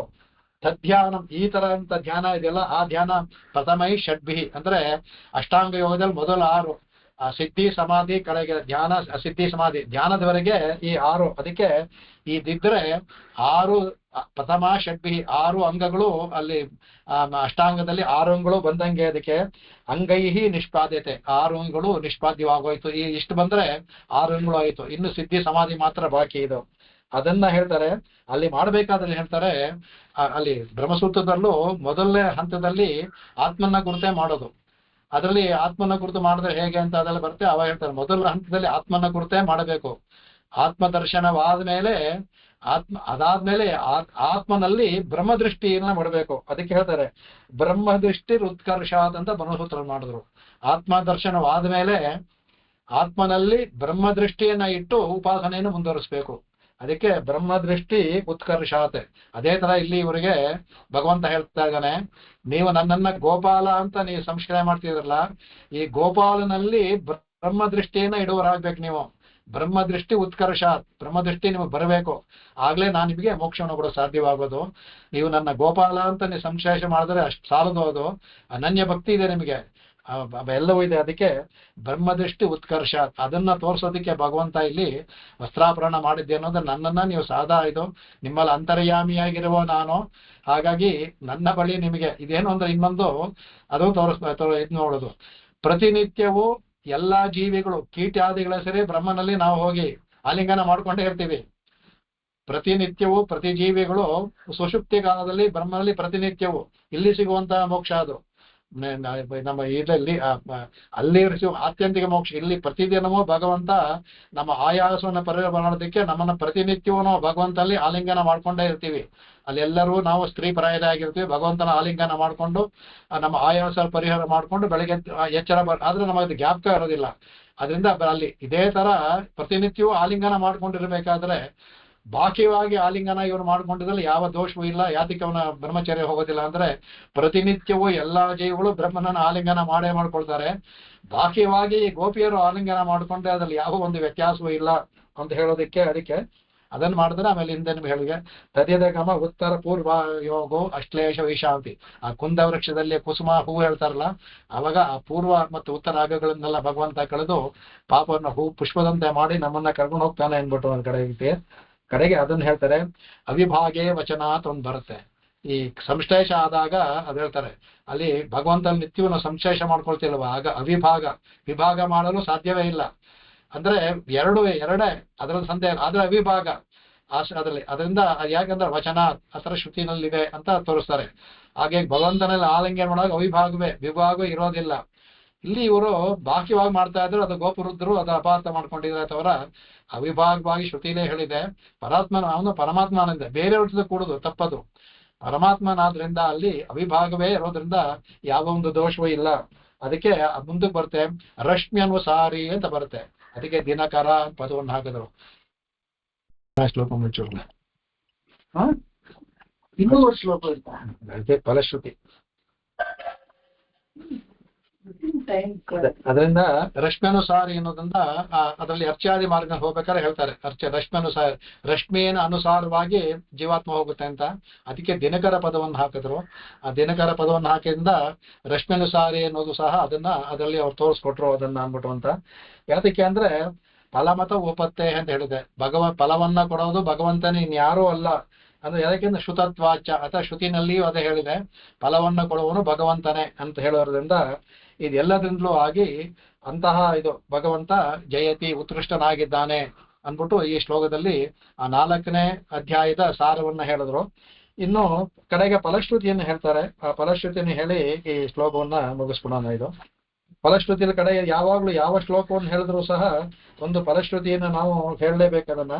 ಅದಕ್ಕೆ ಆ ಫಲಶ್ರುತಿ ಹೇಳ್ತಾರೆ, ಇತ್ಯನನ್ಯ ಮನಸ ವಿನಿರ್ಮಿತಾಂ ವೆಂಕಟೇಶ ಕವಿನಾ ಸ್ತುತಿಂ ಪಠನ್ ದಿವ್ಯ ವೇಣು ರಸಿಕಂ ಸಮೀಕ್ಷತೆ ದೈವತಂ ಕಿಮಪಿ ಯೌವತ ಪ್ರಿಯಂ ಅಂತ ಹೇಳ್ತಾರೆ. ಇದರಲ್ಲಿ ಇತಿ ಅನನ್ಯ ಮನಸ ವಿನಿರ್ಮಿತಾಂ ಇತಿ ಅಂದ್ರೆ ಈ ಪ್ರಕಾರ ಮೇಲೆ ಹೇಳಿದಂತ ಇತಿ 20 ಶ್ಲೋಕಗಳಲ್ಲಿ ಹೇಳಿದಂತ 20 ಇದರಲ್ಲಿ ಮೀಮಾಂಸದ ಶಾಸ್ತ್ರದ ಅರ್ಥವನ್ನು ಹೇಳಿದಂತ ಇತಿ ಇದನ್ನ ಹೇಳ್ತಾರೆ ಅನನ್ಯ ಮನಸಾಂ. ಹೇಳ್ತಾರೆ ಅನನ್ಯ ಭಕ್ತಿ ಇರಬೇಕು ಅಂತ ಹಿಂದಿನ ಶ್ಲೋಕದ ಅನನ್ಯ ಮನಸಾಂ ಅಂದ್ರೆ ಬೇರೆ ಯಾವ ಮನಸ್ಸೂ ಇಲ್ಲ, ಅನನ್ಯವಾಗಿ ಕೃಷ್ಣನಲ್ಲೇ ಭಾವವನ್ನು ನೆಟ್ಟ ಮನಸ್ಸುಳ್ಳವರಾಗಿರುವಂತಹ ವಿನಿರ್ಮಿತಾಂ, ಮೇಲ್ನೋಟಿಗೆ ವಿನಿರ್ಮಿತ ಅಂದ್ರೆ ನನ್ನಿಂದ ಇದು ಬರೆಯಲ್ಪಟ್ಟ ಅಂದ್ರೆ ರಚಿಸಲ್ಪಟ್ಟಂತಹ ಇದು ಯಾರು? ವೆಂಕಟೇಶ ಕವಿನ, ವೆಂಕಟೇಶ ಅನ್ನುವ ನನ್ನಿಂದ ನನ್ನ ಕವಿಯಿಂದ ಇದನ್ನ ಸ್ತುತಿಂ ಪಠನ್ನೆ, ಈ ಸ್ತುತಿಯನ್ನ ಯಾರು ಓದ್ತಾರೋ, ಈಗ ನಾನು ಇದನ್ನ ಭಕ್ತಿಯಿಂದ ಅನುಭವಿಸ್ತದೆ, ಇದನ್ನ ಯಾರು ಈ ಅನನ್ಯ ಮನಸ ಅನ್ನೋದು ಸ್ತುತಿಂ ಪಠನ್, ಅನನ್ಯ ಮನಸ ಅನನ್ಯ ಸ್ತುತಿಂ ಪಠನ್, ಅಲ್ಲಿಗೂ ಸರಿಸ್ಬೇಕು. ಅನನ್ಯ ಮನಸ ಸ್ತುತಿಂ ಪಠನ್, ಅನನ್ಯ ಮನಸ್ಸಿಂದ ಯಾರು ಸ್ತೋತ್ರವನ್ನು ಮಾಡ್ತಾರೋ ಅವರಿಗೆ ದಿವ್ಯವೇಣು ರಸಿಕಂ ಸಮೀಕ್ಷತೆ ದೈವತಂ ಕಿಮಪಿ ಯೌವತ ಪ್ರಿಯಂ. ಆ ದಿವ್ಯವೇಣು ಉಳ್ಳಂತಹ ರಸಿಕನಾದಂತ ಯಾರು ಅವನು ಯೌವತ ಪ್ರಿಯಂ ದೈವತಂ, ಯೌವತ ಪ್ರಿಯಂ, ಯೌವತರು ಅಂದ್ರೆ ಇಲ್ಲಿ ಗೋಪಿಯರು ಎಲ್ಲ ಇದ್ರಲ್ಲಿ ನೋಡಿ, ಇಡೀ ಇದರಲ್ಲಿ ಯೌವನ ಯೌವತ ಯುವ ಪ್ರೇಮವನ್ನೇ ಎಲ್ಲಾ ಕಡೆಯೂ ಹಾಕಿದ್ದಾರೆ. ಆ ಯುವತಿಯರು ಅದರಿಂದ ಇವನು ಯುವಕ. ಯೌವತ ಅಂದ್ರೆ ಇಲ್ಲಿ ಆ ಗೋಪಿಯರ ಪ್ರಿಯನಾದವನು, ವಲ್ಲವಿ ಜನವಲ್ಲಭಂ ಅಂತ ಮೊದ್ಲೇ ಹೇಳಿದ್ರಲ್ಲ, ಆ ವಲ್ಲವಿ ಜನವಲ್ಲಭಂ ಅನ್ನೋದನ್ನ ಇಲ್ಲಿ ಯೌವತ ಪ್ರಿಯಂ ಅಂತ ಮುಗಿಸ್ತಾರೆ. ಅದೇ ಅರ್ಥ, ಪದ ಬೇರೆ ಅಷ್ಟೇ. ಆ ಯೌವತ ಪ್ರಿಯನಾದಂತ ಆ ದಿವ್ಯವೇನು ರಸಿಕನಾದ ಕೃಷ್ಣನನ್ನ ಸಮೀಕ್ಷತೆ ದೈವತಂ ಅವತ್ತೆ ಕಿಮಪಿ ಚಂದಾಗೆ ಆ ದೈವತನ್ನ ಸಮೀಕ್ಷತೆ ನಾವು ನೋಡ್ಬೋದು, ಸಮ್ಯಕ್ ಈಕ್ಷತೆ ನೋಡ್ಬೋದು ಅಂತ ಇದ್ರ ಹೇಳ್ತಾರೆ. ಇದನ್ನ ಇದರಲ್ಲಿ ಕಡೆಗೆ ಇದ್ರಲ್ಲಿ ಒಂದೆರಡು ಮಾತ್ರ ವಿಶೇಷವನ್ನು ಹೇಳ್ಬೇಕು. ಇಲ್ಲಿ ಸ್ವಾಮಿ ಹೇಳಿದ್ರಲ್ಲ ಇದಕ್ಕೆ, ಆವಾಗ ಇದರಲ್ಲಿ ಸ್ವಾಮಿ ಅವರು ನಾನು ಮಾಡಿದ ಸ್ತುತಿಯಿಂದ ಅಂತ ಹೇಳಿದ್ರೆ ಸ್ವಲ್ಪ ಅವರು ಆತ್ಮಸ್ತುತಿಯನ್ನ ಮಾಡ್ಕೊಂಡಂಗ ಆಯ್ತಲ್ಲ ಅಂತ ಒಂದು ಆಕ್ಷೇಪ. ಅಂದ್ರೆ ಆಕ್ಷೇಪ ಯಾರು ಮಾಡಲ್ಲ, ಆಕ್ಷೇಪ ಹಾಕೊಂಡು ಈಗ ಮಾಡೋರು ಇರ್ತಾರಲ್ಲ, ಅದು ಅವರೆಲ್ಲ ಹೇಳಿದ್ರೆ ಎಲ್ಲ ಒಂದೆಲ್ಲ ಅವರು ನಿರ್ಮಿತಾಮ್ ಅಂತ ಹಾಕಿದಾರಲ್ಲ ಅಂತ. ಅದ್ರಲ್ಲಿ ಎರಡು, ಒಂದು ಕಾವ್ಯದ ಒಂದು ಸ್ತೋತ್ರದ ಲಕ್ಷಣ, ಕಾವ್ಯದ ಲಕ್ಷಣ ಅವರು ತಮ್ಮ ಹೆಸರನ್ನ ಹೇಳ್ಕೋಬೇಕು ಅಂತಿದೆ. ಅದಕ್ಕೆ ಆಳ್ವಾರೆಲ್ಲ ಅವ್ರಿಗೇನು ಏನ್ ಬೇಕಾದ್ರು ಎಲ್ಲವೂ ಸಹ ನಾವು ಷಡಗೋಪನ್ ಗಾಯಕೋಪನ್ ಎಲ್ಲ ಆಳ್ವಾರಗಳು ಹೇಳಿದ್ರೆ, ತಿರುಪಾಣ ಅವರೊಬ್ಬರು ಬಿಟ್ರು ಇನ್ನೆಲ್ಲರೂ ಸಹ ಹೆಸರನ್ನ ಹೇಳ್ಕೊ, ಅದು ಲಕ್ಷಣ, ಅದು ಹೇಳ್ಕೋಬೇಕು ಅಂತಿದೆ. ಅದೊಂದು. ಎರಡನೇದಾಗಿ ಇಲ್ಲಿ ನಾನು ಮಾಡಿದೆ ಅಂತ ಅವ್ರು ಹೇಳೇ ಇಲ್ಲ ಅವರು. ಅದಕ್ಕೆ ಪದವನ್ನ ನಿರ್ಮಿತಾಂ ಅಂತ ಹೇಳಿಲ್ಲ ಅವರು, ವಿನಿರ್ಮಿತಾಂ ಪದವನ್ನು ಹಾಕಿದ್ರು.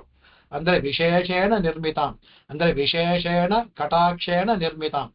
ಭಗವಂತ ಅವನೇನು ಅಂದ್ರೆ ಅವನು ತಾನೇ ಅವನಿಗೆ ಇದು ಅವನ ರಾಜಕಾರಣಿಗಳ ಅವರೇ ದುಡ್ಡು ಕೊಟ್ಟು ಮಾಲೆ ಅಂತರಿಸಿ ಹಾಕೊಳ್ಳೋ ತರ ಇವನೇ ಎಲ್ಲಾರ್ಗೂ ಒಂದು ಮಾತು ಕೊಟ್ಟು ಹೊಗಳಿಸ್ಕೊಳ್ಳೋದು ಭಗವಂತ. ಆಯ್ವಾರ್ಗೂ ಅಷ್ಟೇ, ಆಯ್ವಾರ್ ಹೇಳ್ತಾರೆ, ನನ್ನನ್ನು ಯಾಕೆ ಆಯ್ಕೊಂಡೆ, ಪರಾಶರು ಇದು ವಸಿಷ್ಠರು ಪರಾಶರು ವಾಲ್ಮೀಕಿಗಳೆಲ್ಲ ಬಿಟ್ಬಿಟ್ಟು ಎಕ್ಕಚ್ಚಿ ನನ್ನನ್ನು ಆರಿಸ್ಕೊಂಡು ನನ್ನ ಹತ್ರ ಹಾಡಿಸ್ಕೊಳ್ತಾ ಇದೆಯಲ್ಲ ಅಂದ್ರೆ, ಇಲ್ಲ ಇನ್ನೂ ಹೇಳಿ ಅಂದ್ಬಿಟ್ಟು 1000 ಆಗೋವರೆಗೂ ಮೋಕ್ಷವನ್ನು ಕೊಡೋದಿಲ್ಲ. ಆಗ ಅವರೇ ಹೇಳ್ತಾರೆ, ನಂದೇನಿಲ್ಲ, ನೀನ್ ನನ್ನ ಬಾಯಲ್ಲಿ ಹಾಡಿಸ್ತಾ ಇದೆಯಾ ಅಂತ. ಅದೇ ತರ ಇಲ್ಲಿ ಸ್ವಾಮಿ ಹೇಳ್ತಾರೆ, ವಿನಿರ್ಮಿತಾಂ, ಭಗವಂತ ತನ್ನ ಬಾಯಲ್ಲಿ, ನಾನು ಸುಮ್ಮನೆ ಈ ಸಿನಿಮಾದಲ್ಲಿ ಡಬ್ ಮಾಡ್ದಲ್ಲ, ಬಾಯಿನಲ್ಲಿ ನಾನು ಬಾಯಿ ಆಡಿಸ್ದೆ, ಎಲ್ಲವೂ ನೀನೇ ನನ್ನ ಬಾಯಲ್ಲಿ ಬರೆಸ್ದೆ, ಅದಕ್ಕೆ ವಿನಿರ್ಮಿತಾಂ. ಅದಕ್ಕೆ ಅದು ಅತ್ಯಂತ ಮನಸ್ಸಲ್ಲಿ ಇದ್ದೆ ನೀನು, ನಿನ್ನ ಇದು ನನ್ನ ಬಾಯಲ್ಲಿ ಬರೋ ಹಾಗೆ ಮಾಡಿದೆ ಅಂತಹ ವೆಂಕಟ. ಅದರಿಂದ ಇಲ್ಲಿ ನೈತ್ಯಾನುಸಂಧಾನವೇ ಹೊರತು ಇಲ್ಲಿ ಆತ್ಮಸ್ತುತಿ ಇಲ್ಲವೇ ಇಲ್ಲ. ಭಗವಂತನೇ ನನ್ನ ಬಾಯಲ್ಲಿ ಬರೆಸ್ದ ಅಂದ್ಬಿಟ್ಟು ಅಂತ. ಕಡೆಗೆ ತ್ರಾಸಲ್ಲೂ ಹೇಳ್ತಾರೆ, ಆ ಭಗವಂತ ನನ್ನ ಹೃದಯದಲ್ಲಿ ಬರ್ದ, ನಾನು ಓಲೆಯಲ್ಲಿಟ್ಟೆ, ಇದಕ್ಕೆ ನಾನು ಯಾರು ಅಂದ್ಬಿಟ್ಟು ಅಂತ ಹೇಳ್ಕೊತಾರೆ. ಆ ತರ ಬೇಕಾದ್ರೆ ಇದಲ್ಲಿ ಅದರಿಂದ ಆತ್ಮಸ್ತುತಿ ಎಲ್ಲ ಇದು ಅದು. ಆದರೆ ಕಡೆಗೆ ಇದರಲ್ಲಿ ಇವರು ಹೇಗೆ ಹೇಳ್ತಾರಪ್ಪ, ಅಲ್ಲಿ ದಿವ್ಯಾವಣ ರಸಿಕಂ ಸಮೀಕ್ಷತೆ ಅಂತ ಹೇಳಿದ್ರಲ್ಲ, ಆ ವೇಣು ರಸಿಕಂ ಅಂತಂದ್ರೆ ಆ ವೇಣುಗಾನ ಅಂತ ಹೇಳ್ತಾರೆ. ಅದಕ್ಕೆ ಹೇಳ್ತಾರೆ ವೇಣು ರಸಿಕಂ, ವೇಣುಗಾನವನ್ನ ರಸಿಕತೆ ನಮಗೆ ಆಗದು. ಯಾಕೆಂದ್ರೆ ಭಗವಂತನ ವೇಣುಗಾನ ಅಪ್ರಾಕೃತವಾದದ್ದು, ಅದರಿಂದ ಅದು ಪ್ರಾಕೃತವಾದ ನಮ್ಮ ಕಿವಿಗೆ ಕೇಳೋದಿಲ್ಲ. ಅದರಿಂದ ಅವನದ ಕೇಳಬೇಕಾದ ಪ್ರಾಕೃತವಾದದ್ದು ಅವನ ಒಂದು ಇದಿರ್ಬೇಕು. ಭಗವಂತನೇ ಯಮೇ ವೈಷವಣತೆ ತೇನ ಲಭ್ಯ ಅಂತ ಹೇಳುತ್ತೆ. ಅವನು ನಮ್ಮನ್ನ ಕೇಳೋದ ಅನ್ಕೋಬೇಕು. ಅವನ ಚತುರ್ಭುಜವೂ ಸಹ ಭೀಷ್ಮಾದಿಗಳಿಗೆ ಕೊಟ್ಟನೆ ಇದ್ದವರು ಎಲ್ಲರೂ ಕೊಡ್ಲಿಲ್ಲ, ಎಲ್ಲರೂ ತೋರಿಸ್ಕೊಳ್ಳಿಲ್ಲ, ಅವನ ಒಂದು ಸಂಕಲ್ಪ ಇದ್ರೆ. ಅದರಿಂದ ದಿವ್ಯವನ್ನು ಇದಕ್ಕೆ ಸಮ್ಯಕ್ ಈಕ್ಷತೆ, ಆದ್ರೆ ಅವನ ದೃಷ್ಟಿಯನ್ನು ಕೊಡ್ತಾನೆ, ತೋರಿಸ್ಕೊತಾನೆ. ಹಾಗೆ ತೋರಿಸ್ಕೊಂಡ್ರೆ ಭಗವಂತ ಅವನ ಕಣ್ಣಿಗೆ ಕಾಣೋದಿಲ್ಲ, ಅಪರೋಕ್ಷ ಹೇಳ್ತಿರಲ್ಲ, ಆವಾಗ ವಿರುದ್ಧವಾಗುತ್ತಲ್ಲ. ಅಂದ್ರೆ ನಾವಾಗಿ ಅವನನ್ನು ಭಗವಂತನ ಸಾಕ್ಷಾತ್ಕಾರ ಮಾಡ್ಕೊಳ್ಳೋಕೆ ಸಾಧ್ಯವಿಲ್ಲ. ಅವನಾಗೆ ತೋರಿಸ್ಕೊಂಡ್ರೆ ಯಾರು ತಡೆಯೋರು ಅವ್ರನ್ನ? ಅವನು ಸಮ್ಯಕ್, ಅವನು ಅದಕ್ಕೆ ಈಕ್ಷತೆ, ನಮ್ಮ ಕಣ್ಣಿಗೆ ದೃಷ್ಟಿಗೆ ಬರ್ತಾನೆ ಅನ್ಬಿಟ್ಟು ಅಂತ. ಯಾತಕ್ ಬರ್ತಾನೆ ಅಂತ ಅದು ಹೇಳ್ತಾರೆ. ನಾನು ಹೇಳಿದ ಸ್ತೋತ್ರದಿಂದ ಮಾತ್ರ ಅಲ್ಲ, ಸ್ವಾಮಿ ಎಲ್ಲರೂ ನೈಚಾನ್ಸನ್ನ ಮಾಡ್ತಾರೆ, ನಾನು ಹೇಳಿದ ಸ್ತೋತ್ರದಿಂದ ಮಾತ್ರ ಅಲ್ಲ, ಆದ್ರೆ ಈ ಸ್ತೋತ್ರದಲ್ಲಿ ಹೇಳಿರೋದು ಭಗವಂತ ಎಲ್ಲರಿಗೂ ಆ ರಾಸಕ್ರೀಡೆ ವೃತ್ತ ಅಂತ ಎಲ್ಲೋ ಬರ್ತಾ, ಎಲ್ಲರೂ ಗೋಪಿಯುತ ಆಡಿದ್ರು ಅವರಿಗೆ ಬಸ್ತಾ ಎಲ್ಲವೂ ಬರ್ತಲ್ಲ, ಅದು ಅವನಿಗೆ ಎಷ್ಟು ಅಂತೆ. ಯೌವತ ಪ್ರಿಯಂ ದಿವ್ಯವೇಣು ರಸಿಕಂ, ಅವರಿಗೆ ಪ್ರಿಯನಾದವನು, ಗೋಪಿಯರಿಗೆ ಅತ್ಯಂತ ಪ್ರಿಯನಾದವನು. ರಾಮಾಯಣ ಅಷ್ಟೇ, ರಾಮಾಯಣ ಕೇಳ್ಬೇಕಾದ್ರೆ ಅಧ್ಯಾತ್ಮ ರಾಮಾಯಣದಲ್ಲಿ ಬರುತ್ತೆ. ಅದಕ್ಕೆ ಆ ತಾನು ಕುತೂಹಲ ಕೂತ್ಕೊಂಡ ಎಲ್ಲರ ಋಷಿಗಳ ಮಧ್ಯೆ ಏನ್ಬಿಟ್ಟು ಏನಪ್ಪ ತನ್ನ ಕಥೆನ ತಾನು ಕೇಳೋದ ಅಂದ್ರೆ, ಇಲ್ಲ ತನ್ನ ಕಥೆ ಅಲ್ಲ ಸೀತೆಯ ವೃತ್ತಾಂತ ಬರುತ್ತಲ್ಲ ಅಂತ ಕುತೂಹಲನ ಕೂತ್ಕೊಂಡಂತೆ. ಅದೇ ತರ ಇಲ್ಲಿ ತನ್ನ ಇದನ್ನ ಕೇಳೋಕಲ್ಲ, ತನಗೆ ಬೇಕಾದಂತ ಗೋಪಿಯರು ಬರ್ತಾರಲ್ಲ ಅದರಿಂದ ಅವನು ಕೂತ್ಕೊಂಡ ಅಂತ ಹೇಳ್ತಾರೆ. ಅದಕ್ಕೆ ಅದರಿಂದ ಯುವತ ಪ್ರಿಯಂ, ಅದಕ್ಕೆ ದೈವತಂ ಕಿಮಪಿ ಅಂತ ಅತ್ಯಂತ ಅವನು ಉತ್ಕರ್ಷನಾದ ಅವನ ಇದು ನಮಗೂ ಅನುಭವ ಆಗುತ್ತೆ. ಭಗವಂತ ಅನುಭವನ ಕೊಡ್ತಾನೆ. ದಿವ್ಯ ವೇಣು ರಸಿಕಂ, ಆ ಕೊಳಲು ಊದಿತಿರುವಂತಹ ಕೃಷ್ಣನ ಒಂದು ಅನುಭವ ನಮಗೂ ಉಂಟಾಗುತ್ತೆ. ಅನುಭವ ಯಾವ ತರವೋ ಆಗ್ಬೋದು, ನಮಗೆ ಸ್ವಪ್ನದಲ್ಲಾದ್ರೂ ಆಗ್ಬೋದು, ನೇರವಾದ್ರೂ ಆಗ್ಬೋದು, ಇಲ್ಲ ಇನ್ಯಾವುದೋ ಒಂದು ರೀತಿಯಲ್ಲಿ ಆಗ್ಬೋದು, ಅನುಭವ ಉಂಟಾಗುತ್ತೆ. ಇದು ನಮ್ಮ ಕೃಷ್ಣನೇ ಮಾಡಿದ್ದು ಅಂತ ಅನುಭವ ಬರೋ ತರ ತೋರಿಸ್ಕೊಡ್ತಾನೆ ಅಂತ ಹೇಳ್ತಾರೆ. ಅದಕ್ಕೆ ಹಿಂದೆ ಅದರಲ್ಲಿ ಅದೇ ತರ ವಲ್ಲವಿ ಅಂತ ಹೇಳ್ಬೇಕಾದ್ರೂ ಸಹ ನಿಮಗೆ ಒಂದು ಬಿಟ್ಟೆ ಅದು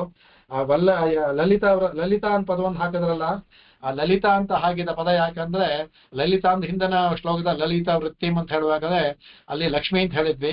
ಇಲ್ಲೂ ಸಹ ಯಾಕಂದ್ರೆ ಭಗವಂತ ಮೋಕ್ಷನೋ ಕೊಡ್ಬೇಕಾದ್ರೆ ಲಕ್ಷ್ಮೀ ಜೊತೆಗೆ ಇರ್ಲೇಬೇಕು, ಅವನ್ಗೆ ಎಷ್ಟೇ ಇದ್ರು ಸಹ ಅವಳಿಗೆ. ಹಾಗಾಗಿ ಲಲಿತಾಂ ಕುಂದ ಶಾಖಂ ಅಂದ್ರೆ ಲಲಿತೆಯ ಅಂದ್ರೆ ಲಕ್ಷ್ಮಿಯ ಜೊತೆಗೆ ಇರುವಂತಹ ಕೃಷ್ಣ ಅವಳು ಇರೋದ್ರಿಂದ ನಾನ್ ನಿಮಗೆ ಮೋಕ್ಷನೋ ಕೊಡ್ತೇನೆ ಅಂತ. ಸ್ತ್ರೀ ಇಲ್ಲ ಅವಳಿಗೆ, ಲಕ್ಷ್ಮಿ ಇಲ್ಲದೆ ಇದ್ರೆ ಮೋಕ್ಷನೋ ಕೊಡೋಕ್ ಬರೋದಿಲ್ಲ ಅವನಿಗೆ. ಅದಕ್ಕೆ ಆ ಲಲಿತಾ ಪದವನ್ನು ಒಂದು ಹಾಕಿದ್ರು ಅಂತ.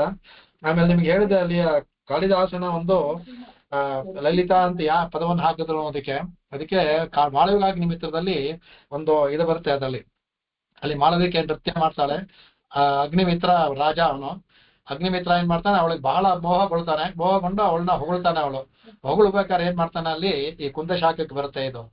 ಅಲ್ಲಿ ಅಶೋಕ ಲತೆಗಳು ಬರ್ತಾ ಇರ್ತವೆ. ಅಶೋಕ ವೃಕ್ಷ ಅಶೋಕ ಲತೆಗಳು ಅಂತ ಬರುತ್ತೆ. ಆ ಅಶೋಕ ಲತೆಗಳು ಅವನು ಕಾಳಿದಾಸ ಹೇಳೋದು.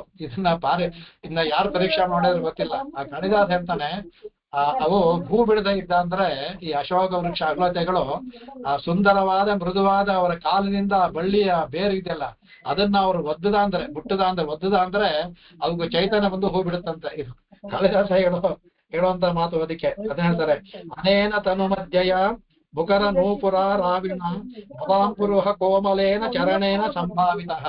ಆ ಕೋಮಲವಾದ ಚರಣದಿಂದ ಅದು ಮುಟ್ಟದ ಅಂದ್ರೆ ಅವಕ್ಕೆ ಚೈತನ್ಯ ಬಂದು ಹೂ ಬಿಡುತ್ತಂತೆ. ಆ ತರ ಅಲ್ಲಿ ಕಾಳಿದಾಸ ಕೇಳ್ಕೊಳ್ತಾನೆ, ಅಶೋಕ ಯದಿ ಸದ್ಯ ಏವ ಮುಕುಲೈಹಿ ನ ಸಂಪತ್ಸ್ಯತೆ. ಆಗ ಅವನು ಹೇಳ್ತಾನೆ, ಒಂದು ವೇಳೆ ಅಶೋಕ ಬಳ್ಳಿಯೇ ಒಂದು ವೇಳೆ ಏನಾದ್ರು ನೀನು ಇವಳಿಷ್ಟು ಮುಟ್ಟು ನೀನು ಹೂ ಆಗದೆ ಇದ್ರೆ ದೋಷ ನಿನ್ನಲ್ಲಿ, ಮಾಳವಿಕೆಯಲ್ಲಿ ಅಂದ್ರೆ ನಿಂದೇ ದೋಷ. ನಿನ್ನಲ್ಲಿ ಯಾವುದೋ ಬಂಜತನ ಇರಬೇಕು. ಸಾಧಾರಣವಾಗಿ ಯಾವ ಅಶೋಕ ವೃಕ್ಷಗಳು ಮಾಳವಿಕೆ ಅಂದ್ರೆ ಅವಳು ಕೋಮನ ಬಿಟ್ಟ ಅಂದ್ರೆ ಹೂ ಬಿಡುತ್ತೆ ಅಂತ. ಸ್ತ್ರೀಯರು ಮಾಡ್ದಂದ್ರೆ ಅದಕ್ಕೆ ದೋಹದ ಅಂತ ಹೆಸರು ಹೇಳ್ತಾರೆ. ಅದಕ್ಕೆ ಮೃತಾವಧಿ ದೋಹದಂ ಲಲಿತ ಕಾಮಿ ಸಾಧಾರಣಂ ಅನ್ಬಿಟ್ಟ. ಇದನ್ನ ಸಾಧಾರಣಂ ಅದು. ಅದೇ ತರ ನಾನು ಆ ದೋಹದವನ್ನು ಅಪೇಕ್ಷೆ ಮಾಡ್ತೇನೆ, ನೀನು ನನ್ನ ಅದೇ ತರ ಅಶೋಕ ವೃಕ್ಷ ಬಿಟ್ಟು ನಿನ್ನ ಕಾಲಿಂದ ಅವರ ಒಂದು ಸಲ್ಲಾಪದಲ್ಲಿ ಬರುವಂತಹದ್ದು. ಇಲ್ಲಿ ಯಾಕೆ ಲಲಿತಾ ಅಂತ ಅದಕ್ಕೆ ಪದ ನವಾಂಬುರುಹ ಕೋಮಲೆ ನನಗೆ ಲಲಿತಾ ಅಂತ ವ್ಯಾಖ್ಯಾನ ಮಾಡಿದ್ದಾರೆ. ಆ ಪದವನ್ನು ತಗೊಂಡು ಹಾಕುದು. ಯಾಕಂದ್ರೆ ಭಗವಂತನ ಆ ದೋಹದ ಆದ್ರಿಂದ ಆ ಕುಂದ ವೃಕ್ಷದಲ್ಲಿ ಚೈತನ್ಯ ಬಂದು ಹೂವೆಲ್ಲ ಬಿಡ್ತು, ತುಂಬಾ ಮೃದುವಾಯ್ತು ಅಂತ ಹೇಳಿದ್ವಲ್ಲ, ಅದು ಭಗವಂತನ ಕಾಲಿನ ಸ್ಪರ್ಶದಿಂದ ದೋಹದಿಂದ ಅದೆಲ್ಲ ಬಂತು ಅಂದ್ಬಿಟ್ಟು ಆತರ ಕಾಳಿದಾಸಂದು ಅದನ್ನು ಹಾಕೋದು ಅಂತ ಹೇಳಿದಾನೆ. ಇಲ್ಲಿಗೆ ಈ ಗೋಪಾಲ ವಂಶತಿ ಮುಗೀತು. ಇವತ್ತು ಹೇಗಾದ್ರೂ ಮುಗಿಸ್ಬಿಡ್ತೀನಿ ಅಂತ ಹೇಳ್ದಲ್ಲ, ಇಲ್ಲಿಗೆ ಮುಗೀತು ಅದನ್ನ. ಹಾಗಾಗಿ ಮುಂದಿನ ಯಾವ ಸ್ತೋತ್ರ ಹೇಳ್ಬೇಕು ಹೇಳ್ತೀನಿ. ದಯವಿಟ್ಟು ಎಲ್ಲಾರು ಆದಷ್ಟು ಉಪನ್ಯಾಸಗಳಿಗೆ ಅನ್ವಯ ಮಾಡ್ಕೊಂಡ್ರೆ ನಮ್ಗೆಲ್ಲ ತುಂಬಾ ಸಂತೋಷ. ಇದು 1 ತಿಂಗಳು ಚೆನ್ನಾಗಿ ಉಪಯೋಗಿಸ್ಕೊಳ್ಳಿ. ನಾವು ಹೇಗೂ ಕ್ಲಾಸ್ ಎಲ್ಲ ಕ್ಯಾನ್ಸಲ್ ಮಾಡ್ತೀವಿ.